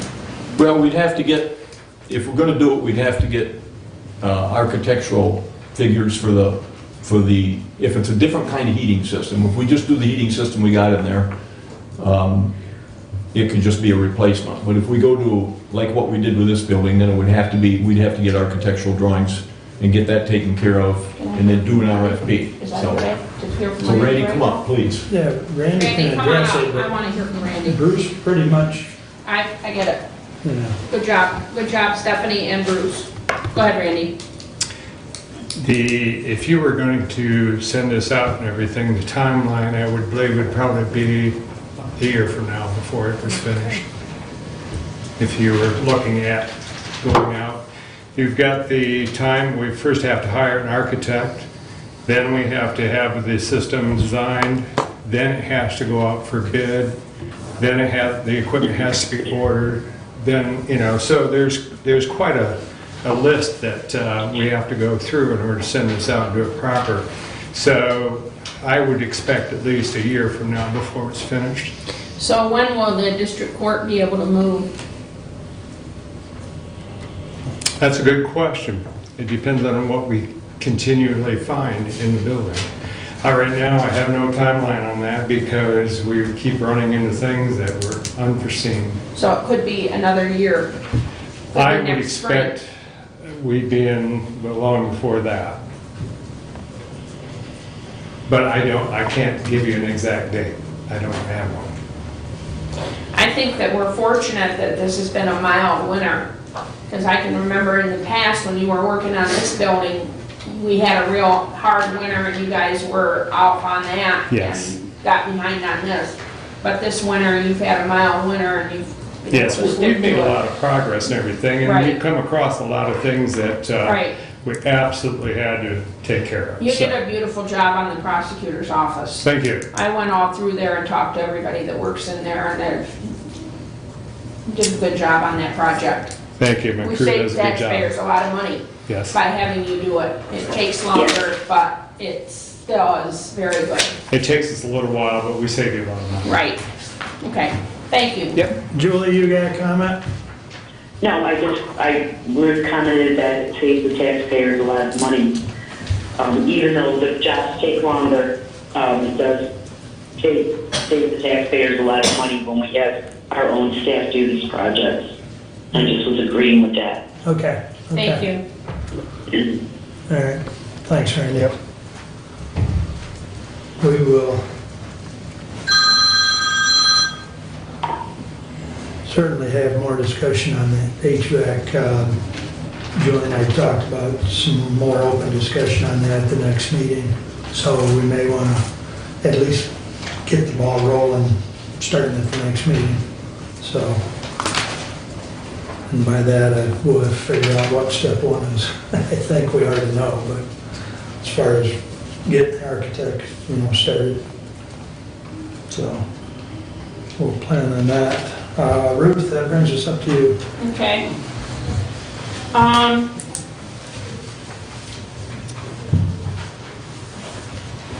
I want to talk a minute about the Lifeways millage money that Bruce was talking about.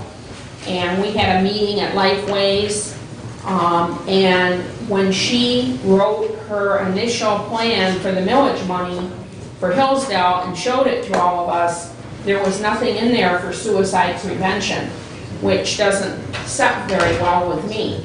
And so I brought up why there was no money in there for suicide prevention. And I think that she's rewriting her plan a little bit, not a lot, but just adjusting it just slightly and putting a little bit of money in there to start with for suicide prevention efforts in Hillsdale County. And I want to stress to you that it's very, very important. We have a real need here. This is a rural area. With Dr. Kaysen, now our medical examiner, we're able to get much better and more accurate death certificates than what we've ever had before. And I have 9 death certificates in my hand that say suicide on them from Hillsdale County from last year. And it doesn't count attempts, and we're also doing depression support.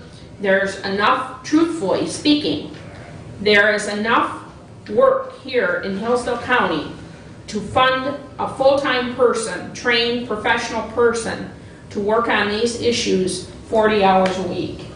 Now, I don't expect that Mary Beth is going to be able to do that in the very, very first year. She's going to start small, and we're going to work up to that. But anything that she can do is better than nothing, which is what we had before myself and a few other people co-founded the Suicide Prevention Coalition of Hillsdale County 5 years ago. So we're making great progress. On Saturday, we are doing an Islands of Wellness at the Hillsdale ISD on Bacon, down in the lower level in the back from 10 to 2. It's for families with kids, middle-aged kids, or upper elementary age, 4th, 5th graders, middle school age kids. We have gotten tremendous support. I've walked around Hillsdale, and so have some of my people. We have not been turned down in a single place that we've gone to. We truthfully have had people calling us and offering us money because I got all my sponsors and I got everything done, and we were prepared to take money out of our own pockets like we have done in the past. We did not have to do that, and we had the money, and our phones were ringing with people saying, we have a check, please send someone to get it. So we have tremendous support in this community because there's hurting families around here, and they need help, and they recognize this, and that's why they're supporting this program. So on Saturday, it will take a family about an hour to go through our Islands of Wellness, and then they'll be gone. So it's from 10 to 2, but that's like an open house type time, and you can come for about an hour and get going and go do something else. We are going to have hot food. Cindy from the filling station is going to bring Sloppy Joes at about 11 o'clock and is going to have a free lunch for families to come and eat lunch together. And we're just really excited about this event and bringing awareness to this. The other thing that I wanted to talk about is the census. We will be back at Rough Draft tonight at 6 o'clock with Clint Ruger from Community Action Agency doing a PowerPoint on the census, and that's open to the public, and I hope people will come. In the last census, which was 10 years ago, only 74% of Hillsdale County residents participated, and that was a $22 million loss of money for Hillsdale County because only 74% participated. If what it is it's $18,000 per person over 10 years that we lose if we're underreported. So it's very, very important dollar-wise that we get as much accurate count, and as many people counted as we possibly can. Now, what's going to happen is there's a timeline, and it is each home will receive a postcard in the mail with a unique code that corresponds to that address and instructions. You will need this code in order to complete the census. Postcards are scheduled to be mailed out starting March 12th, and every home should receive a postcard by April 1st. So I got a bunch of all kinds of stuff here that I'd like to have you take with you, and everybody can take it with you and talk it up when you go to your meetings about the census. And there's also a website, 2020census.gov, that has questions and answers on it. There will be a banner on the courthouse lawn that the Hillsdale County Community Foundation is paying for. And I do want to recognize the Hillsdale County Community Foundation because they're doing a lot of work on the census. They got a grant. They're actually paying for my community conversation tonight because it's a public forum. And they got a grant, and anything to do with the census and getting that out to the public, they can, that's what that money is for, and that's what they're doing. So, any questions, look at that website, and come to the rough draft tonight at 6 and see Clint's PowerPoint. Other than that, I was on the call with Michigan State Advisory Council, and there are a couple of events that are coming up in March. One is on March 4th, which is next Wednesday, and Bruce is going to the fiscal planning that's being put on by Michigan State. There's also a tourism event over in Lenawee in March. I sent that out to all of you on the email. Right. When the minutes of the advisory council meeting come out, I will send those to you too. And other than that, I think that that's my report, unless there's any questions.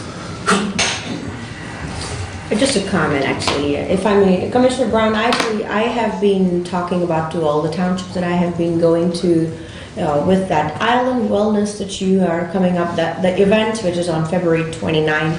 I think a lot of townships appreciate, having our, constituents understand that there is help. This event is happening February 29th. I'd like to reiterate in ISD in Hillsdale. And I think it's such a wealth of information that they would be providing and help. And it's all sponsored by a couple of few people I'd like to name as Lifeways. We have the County National Bank and Big B's Coffee and so on and so forth. So nothing's coming out from our pockets, but this is a very great event that people, I would like to encourage to have their neighbors, friends, folks who know need help as it relates with anger, fear, folks with depression. And this is just a wealth of information on February 29th. So I want to comment on that fact that I have been sharing this with all my townships as well, and they have welcomed this very well. So just. Thank you. Yes, sir. The census, we talked about this last week at DHS, and they're engaged very much as well with their clientele that comes through the door, and they're going to assist people to fill it out or log on or whatever. So, yeah. Good. So I was, because the question came up as far as,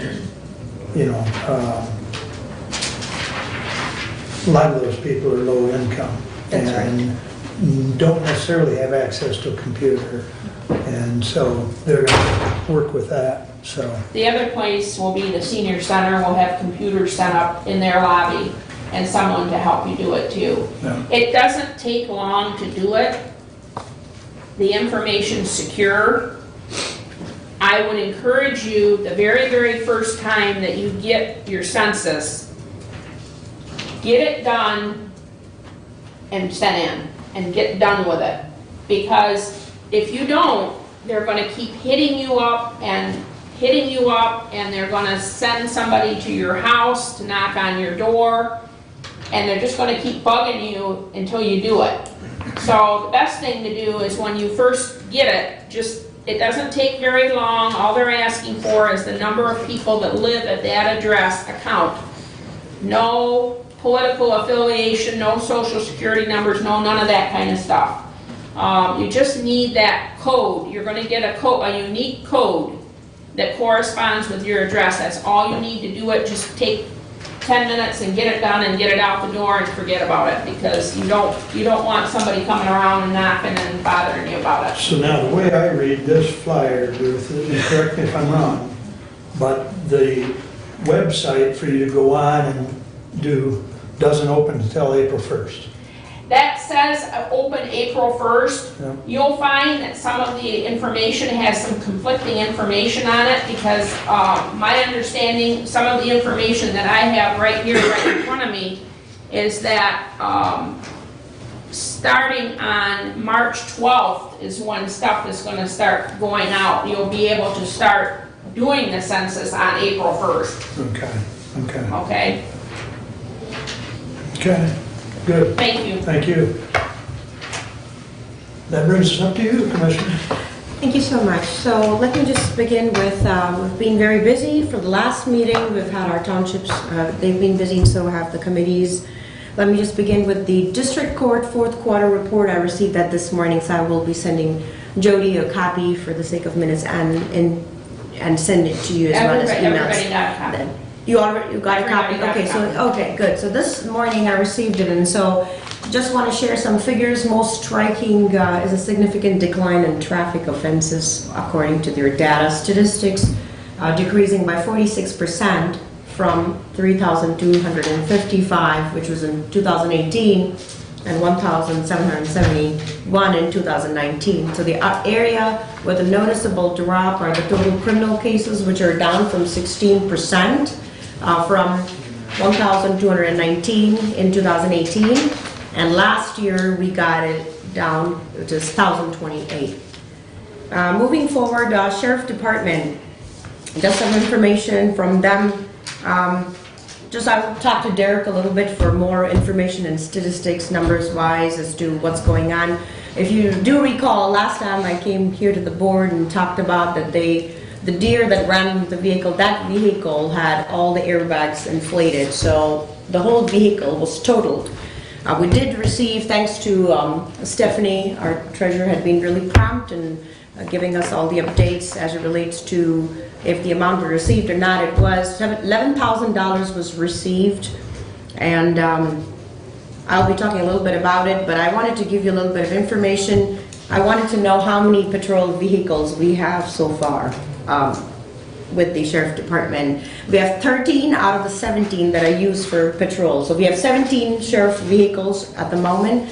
13 of them are used for patrol, and they currently only have 11 in rotation because 2 of them were totaled. The earlier one, which was in August, September, that was totaled, and then we, if you recall that we already received $16,000 from the insurance for that vehicle. So this vehicle I was talking about that just recently got totaled that's the amount, the $11,000. My question was if the $11,000 was going to cover, the cost of if we were going to pursue another leased vehicle or buy an older vehicle.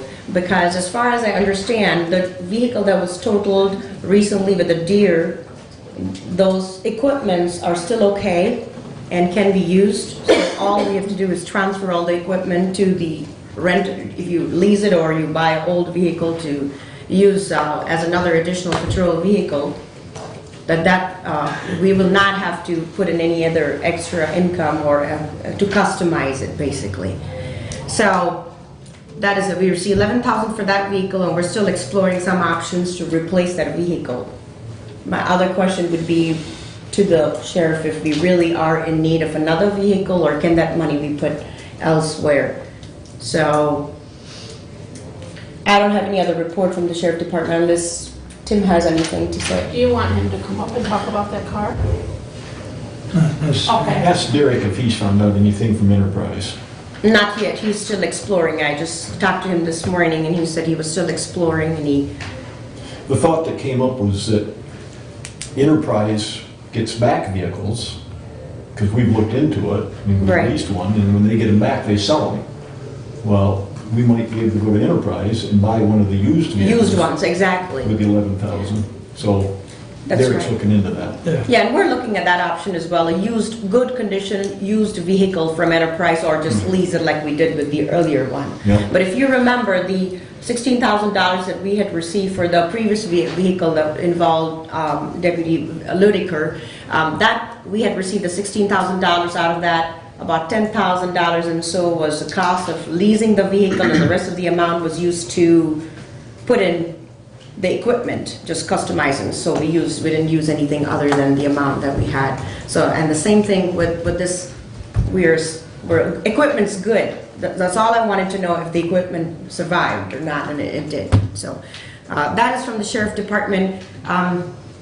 I had, Maybe we should buy Saturns. I had a deer come out of the side of the road and hit my Saturn years ago when I was over in Branch County and it smashed into it and bounced off, and when I got home, there wasn't any damage. It just, right. Good FYI. just a humorous society. That's right. I had been to Wright Township for their meeting. Nothing really important from them, but except that they are looking into changing all of their computer systems because they are in need for the elections, the QVF, to comply with what the state wants them to have.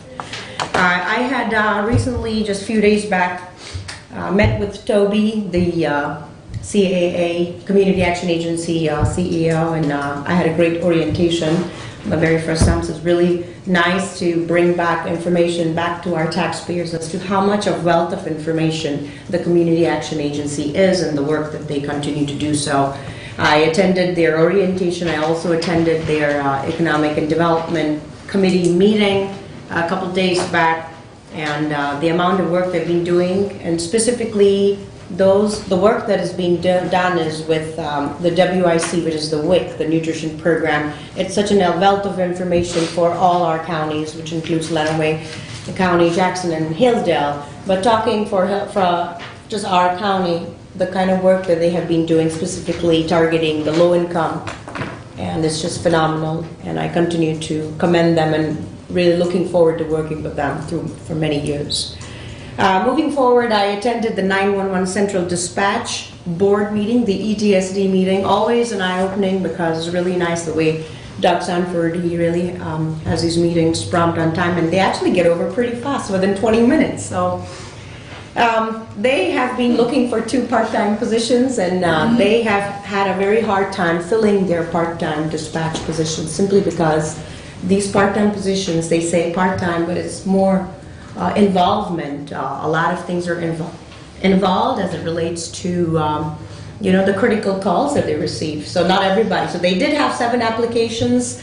Out of that, only 1 came in back. And then when I went and asked again if you've got enough applications, I believe the census from him was, looks like we'll have to look for, we'll have to send in more information as it relates to the job opening, because not everybody wants to take in this position, because it is a very serious position, even though it says part-time. But I'd still like to open it up to our public if anybody's interested in looking for a part-time job, which is focused more to a full-time job, or looking for a dispatch position. Please contact Doug Sanford. Somerset Township Board meeting that happened a few days back, and they have recruited a new police chief, and his name is Keith Bancroft. And he's worked there 7 months with Somerset Township, and he has been promoted to new police chief. A lot of people from Hillsdale know him because he used to be on the Hillsdale. That's right. A lot of people from around here know him. That's right. That's good for him. I'm glad to hear that he got it. He's one of the very hard-working police officers I have known, and at my request, he even decided to come to the ETSB board meeting. That was very nice of him, and so he introduced himself at that time. So that's from the township there. Other than that, that's all I have, unless you have any questions for me. Questions? No? Okay, thank you for that. Thank you so much. Julie? Thank you. I just have a short report. Can you hear me okay? Yes. Yes. Okay. So this month so far, I've been at the Parks, Roads, EDP, some of my local jurisdictions, even county security meeting, and also the Trends Luncheon, where they spoke also about the census.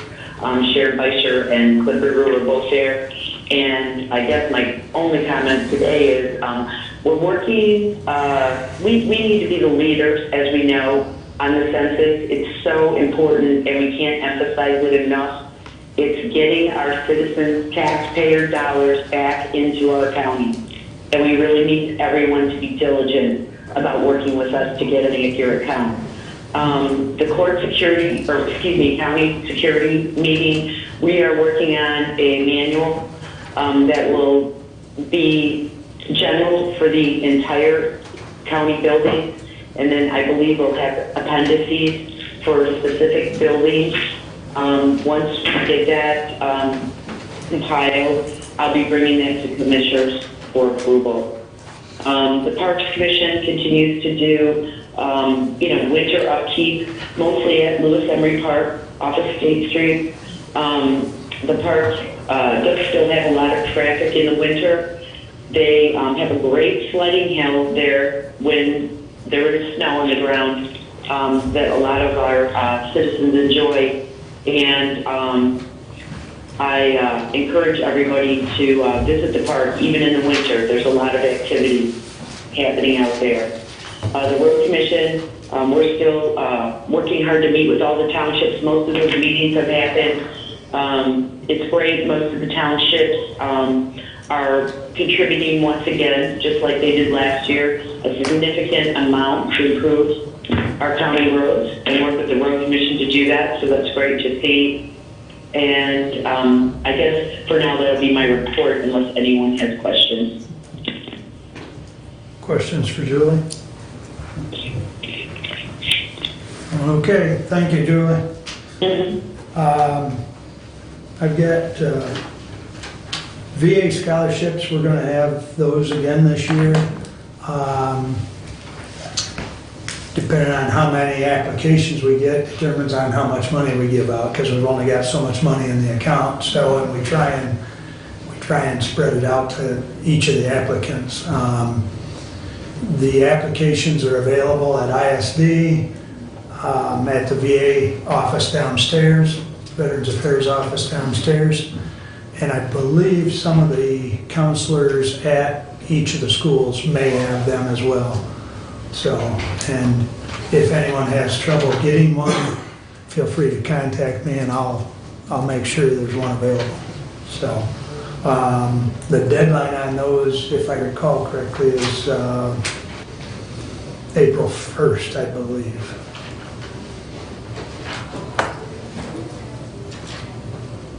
And that, in order to qualify, the student has to be a senior with intentions of going to college or trade school and have a parent or a grandparent that was a veteran. So, Medcare, I sent an email out to you. This press release, I believe, has already gone out, especially since it says for immediate release. February 20th, 2020, Hillsdale County Department of Health and Human Services Board announced the retirement of Denise Baker, Administrator of the Hillsdale County Medical Care Facility, effective, and the exact date is April 10th, but it says effective in April. Denise has served the facility impeccable, and the board appreciates her service and success. The medical care facility has recently received quality awards from the American Healthcare Association and multiple national publications, including U.S. News and Newsweek. The facility's financial status has greatly improved via some difficult choices and the teamwork of Denise and her staff. Beginning in April, Terry Esterline, current assistant administrator, will assume the duties of administrator at the medical care facility. Terry is a licensed nursing home administrator with over 20 years in the healthcare industry, knows our community, its demographics, and is committed to continuing the quality of care provided at the facility. He and Denise have worked closely for several years, and his expertise in quality and enhancing services are added assets to the position. The board encourages the residents, staff, and community to join them in wishing Denise well in her retirement. So, and we will have a certificate next meeting to sign, and I'll give that to her at the next Human Services Board meeting. So, and Mr. Chairman? Yes. Comment? Yes. I think this county owes Denise a great debt of gratitude. She completely turned that place around out there because she was willing to listen, willing to change the way they did things, and I know it wasn't easy, but that lady, I think, saved our medical care facility for this county. That's and right. I think she's to be highly commended. I agree. And more than just the certificate will hand her. With that said, I've got another thing here that put it a little bit in perspective if I can find it. There we go. So the nursing home comparison for the state of Michigan. And they only list, I think there's about 25 here, because once you get below that, they don't Do nothing.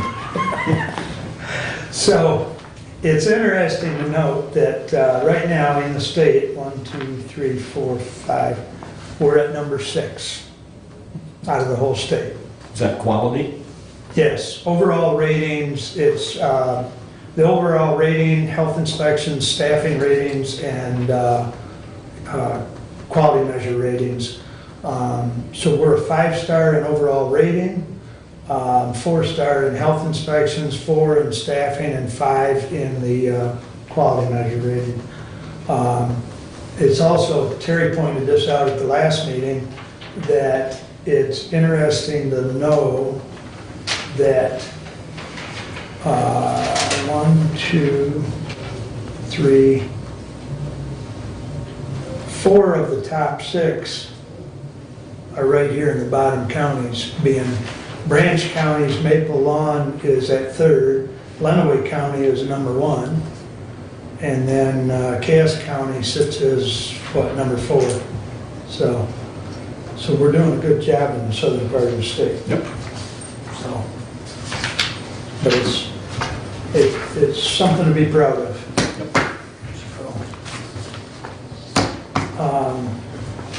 One other thing that I was approached, and I actually talked to them out there, and Terry gave me the information. I'm going to circle around to, I can't think of his last name, but their facilities person, Matt, hand sanitizers. Some of our employees have asked, why don't we have them with the exposure that our employees have with, the public, especially with current outbreak of influenza, coronavirus, et cetera. So I'm looking into the cost of hand sanitizers, and perhaps we can piggyback with medical care since they're a county facility. I got a point of contact for the hospital as well as far as their hand sanitizer provider, but we might be able to piggyback with another county facility and get that bulk or that volume discount. But I'll have more at the next meeting, I hope, and hopefully a proposal for you. So Nowadays, it's a trend. Everybody has a little sanitizer in their bags, because of the Right. outbreak of right. influenza A and B, and I don't know. Is there a cost to it, or are they going to give us complimentary? Yeah, there is. I Okay. don't have that for you yet today, but I will have it at the Okay. next meeting. But I know that's been stressed not only at the health department meeting, but everywhere we've gone. Everywhere, because of the coronavirus Yep. and everything. Yep. So that's all I have for you, unless there's a question or two. With the WEA scholarship, is it also available online, or do they have to come to the offices that's downstairs, the veteran office? Nothing online, right, for the scholarship? No, Okay. but, Okay. let me check with, Renee when I'm done Right. here and see if we can't get that. David could probably put that online. I'm sure that would be Yeah. great, yes. So I'll see if that app can get put online. And then I'll let you know what I find out on that, so.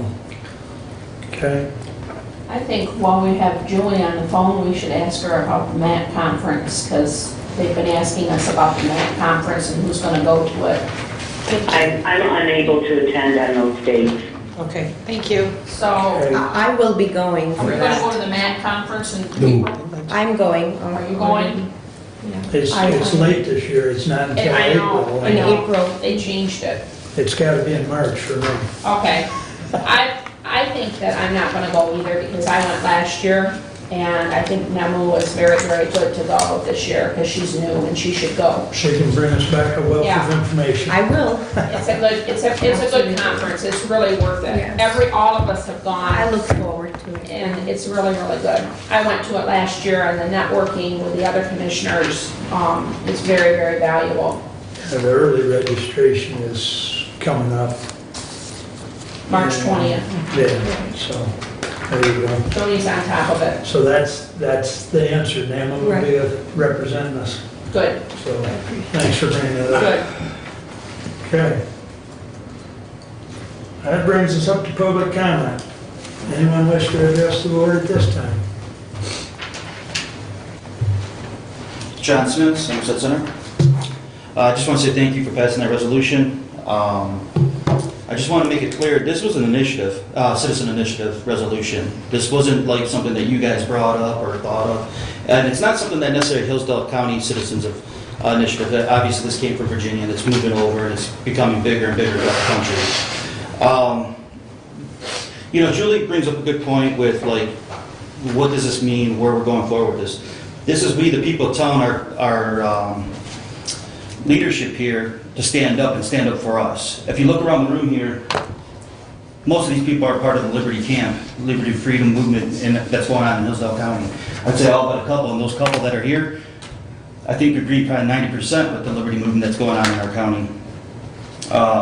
It puts Sheriff Parker in a tough position. What is he supposed to do? You sort of softened it for him, Bruce, when you were talking about we don't make the laws, or we obviously know there's laws being passed that are unconstitutional. We just kind of selectively enforce what we want to enforce and move forward with that. I think you mentioned, Narada, that crime is down in certain areas. I think a lot of that might be related to marijuana in our proposal one that came through. Obviously, now all of a sudden marijuana is okay. So we were enforcing probably something that was unconstitutional there for a long time. David Stone's Wheatland Township Supervisor resolution actually was a better resolution, realistically. We should be honoring all our civil liberties and moving forward with that. What's going to happen from here? You know, like what if we have a citizen that comes in that has a child support felony on his record, comes in with a gun, stands at this podium in front of Sheriff Parker? What do you guys plan on doing? I mean, Parker has to do his job. So, but we've heard those lines before. I'm just doing my job. We've heard it in World War II. And I don't like using that analogy, but it's easy to go to that analogy. So I just want you guys really to think that you guys are taking this resolution. I confronted Ruth on this last night. You guys are leaders in our community. So when something happens in the community to a citizen, it's your job to stand up. You guys represent approximately 8,000, 9,000 people. I have no influence on Sheriff Parker. I have very little influence on Sheriff Parker. You guys have 8,000 more truth points than I do. So it's your guys' job, and it's not just Sheriff Parker. I mean, we got a prosecutor that's involved in this too. I never see him, but your guys' influence on him is more important, is way more stronger than it is for me to touch him. So I just want to say thank you again for at least accepting this resolution, but it's really in your heart of hearts that you guys are going to have to stand up for the citizens when time comes, because it's going to happen. It's just a matter of time. So I just want to say thank you. Also, Julie, you said you guys got to be leaders on the census and get ahead of this. I agree, and I think you guys should be leaders in this area too, and get on top of this as well. So I just want to again say thank you, and also I will volunteer anytime if you guys need help sending out letters or whatever.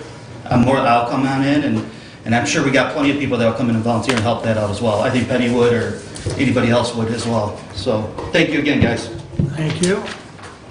Anyone else?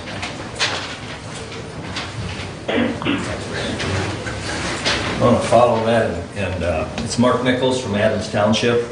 I concur, I think, with everything John said. I think he made some excellent comments. But I've jotted down what I'd like to say. I want to thank you for the second opportunity to address the board. Some places don't have just but one public comment, which is all that's allowed by law or needed to meet the law. So thank you, and so I've jotted down a few things that have come to my mind as I listened to your proceedings. Mr. Caswell, I want to comment on your prayer and your incorporation of Scripture, and I thought that was very good. I appreciate that. When I read the Bible, I look to know the basics and how the rest applies to the basics. If Jesus is the Son of God, and I do believe He is, then the words in red are kind of read first, okay? And Jesus boiled it down to 2 commandments. Love the Lord your God with all your heart, soul, mind, and strength, and your neighbor as yourself. Now the flip side of that, the Pharisees sweated the details and made it complicated. Bringing that around to government, it gets complicated. Bruce well knows that, you commissioners well know that, we know that even at the township level. We need to keep it as simple as possible. I appreciate it. I think Bruce mentioned the KISS principle earlier. But you can't always keep it simple. But today you defended a basic building block of our republic. And that's getting down to the simplicity, but the most important. So Ruth, I really appreciated your comments about response to constituents, and particularly in this matter because it is one of our basic principles. And I want to thank the board for the action you took today on this Second Amendment resolution. I'm proud of your stance. Some of you I've met for the first time. Mr. Wiley, I haven't met you before. It's a pleasure. I'll brush up on your name. I'm sorry. But it's a pleasure, and I appreciate many comments you've made. The sort of solidarity and resolve for what is of utmost importance creates morale and encourages us all to stand tall in support of our Constitution and the preservation of our republic. Again, I thank you very much. Thank you. Brad? Mr. Chairman, Commissioners, thank you very much for your support of the Second Amendment today. I greatly appreciate that. Bruce, thank you for all of your hard work on that. Commissioner Wiley, I particularly appreciate you asking for a roll call vote. That's something that's very, very unique because a statewide preemption in Michigan on firearms law is vested in the legislature, the sole right to regulate firearms. So it's very infrequent that at a local level, township, village, city, or county, that you as elected officials get to vote on a firearms issue. So I appreciate all 5 of you standing up for that. Commissioner Caswell, I would like to correct one thing that you said. You did say today that it is illegal to own a quote-unquote machine gun or select fire firearm. The National Firearms Act of 1927 regulates those firearms. However, if a person pays a $200 tax, they can, any citizen who can legally own a firearm and pass an FBI background check, can own a fully automatic or select fire firearm. They can own a short-barreled rifle, a short-barreled shotgun, a sound suppressor, or a destructive device, which, Mr. Wiley, you're familiar with, hand grenades, our friends. Those are considered destructive devices. So yes, you actually can, and so Council, I did just simply want to clarify that point for everyone today. The final thing I had is Commissioner Brown, I continue to appreciate your stance on the suicide issue. As a medical first responder and AEMT, we deal with that issue on a regular basis, so I really appreciate that. I would encourage you, as we are having education opportunities through Lifeways, to include our, not just law enforcement, but our medical first responders. In many cases, they are the first persons on the scene in attempted suicides, and so consequently, they are really part of that process in seeing that those people do get help. And so we are always looking for continuing education because we have a requirement to renew our license every 3 years. We have to have continuing education credits. And so if Lifeways could, as they present those things, if they could perhaps coordinate with one of the instructor coordinators in the county. We have a number of those because you have to apply in advance for those credits. But to offer those as part of that, and I'm sure that you would see a number of people from EMS from the community participate in that. Again, thank you for the opportunity to address you. Thank you, Brad. Anyone else wish to address the board at this time?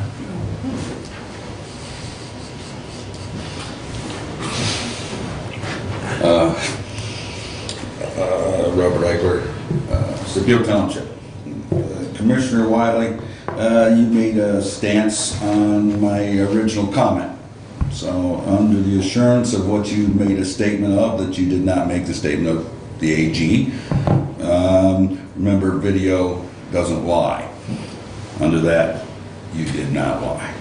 So with that being said, I correct myself as well. Thank you. Thank you. Ruth Brown, Yes, sir. Thank you. You can't top that from what you had last night. I gotta see more of that. You're gonna have to top it.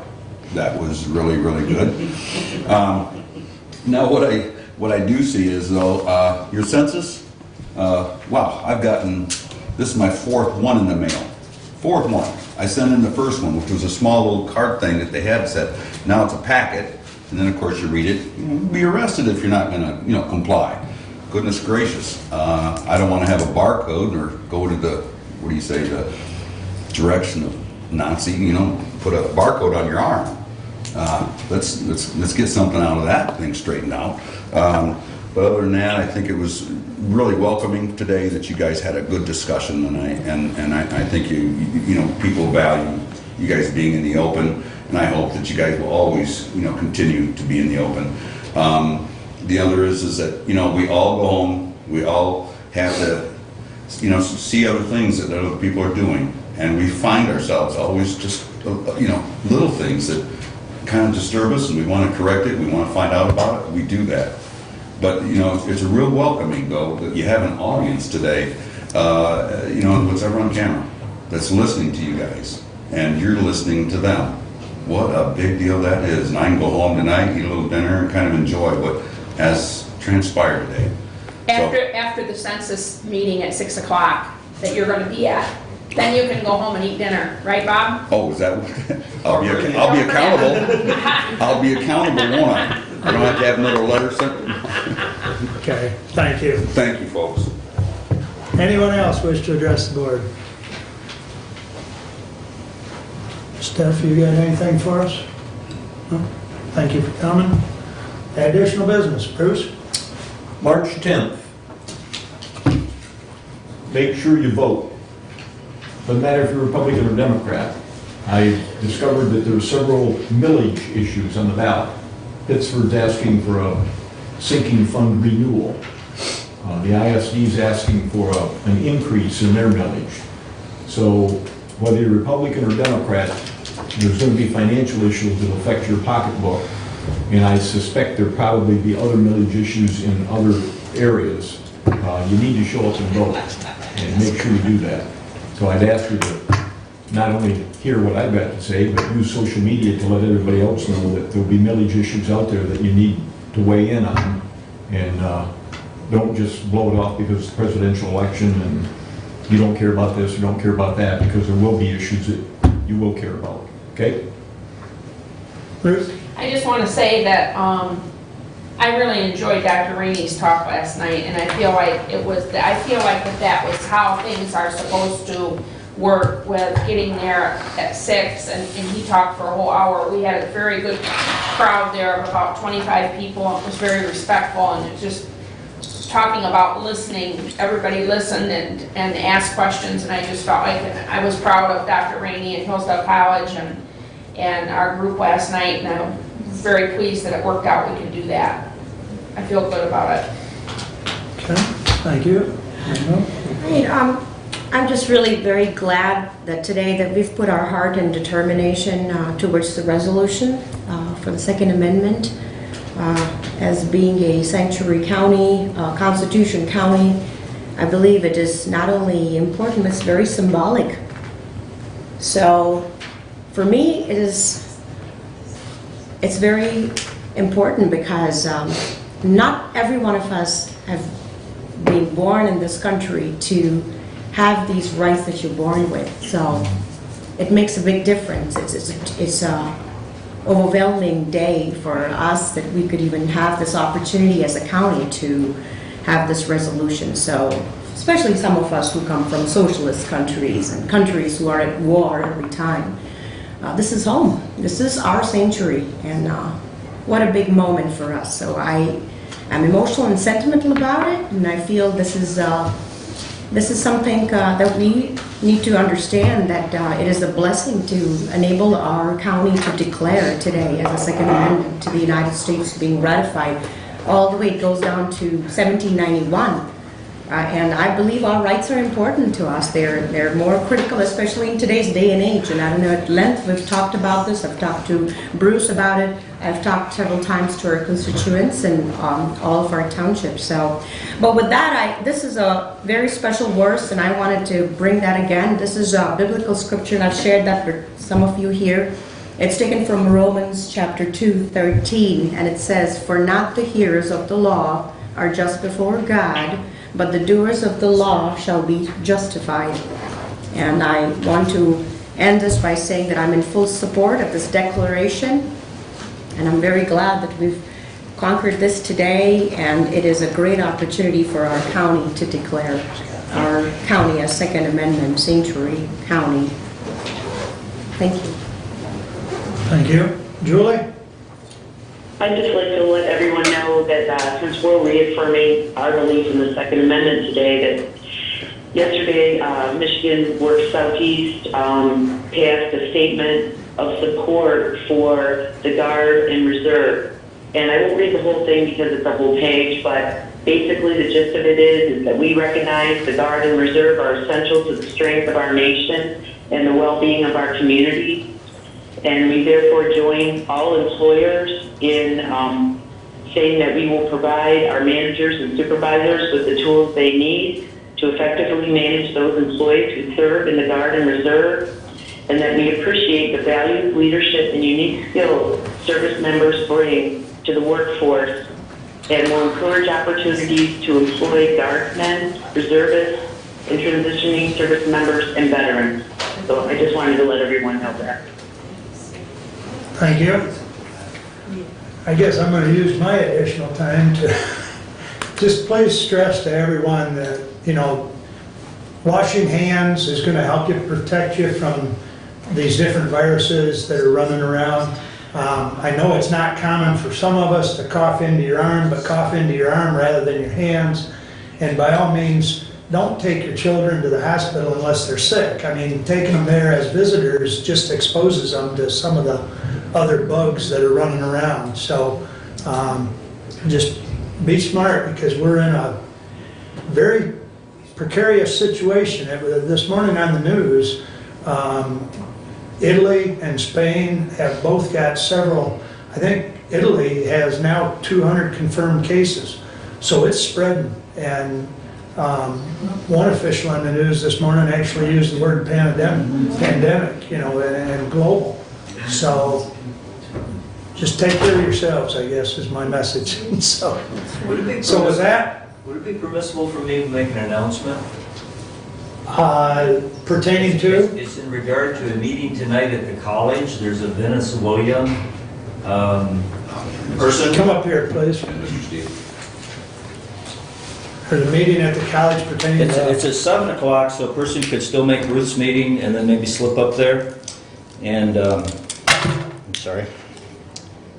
I think I can get it here real quick. It's supposedly held in Lane Hall, room 124. It's a big room in the basement, and I believe that room is, Lane Hall is just to the south and a little to the east of the clock. And again, it's, let me see if I have more details here. A young guy who fled socialist Venezuela and is speaking on the evils of socialism. There's Two of them there this evening, so I'd just like to make that known if I could. Thank you very much. Hillsdale College Hillsdale College, 7 p.m. and Lane Hall, Lane Hall, Supported by Turning Point USA, just so people know. and it's 7 p.m. 7 p.m., room 124, Okay. which is a big Well, room in they're the right basement. after the census meeting. Exactly. All right. Thank you very much for that. And with that, we stand adjourned.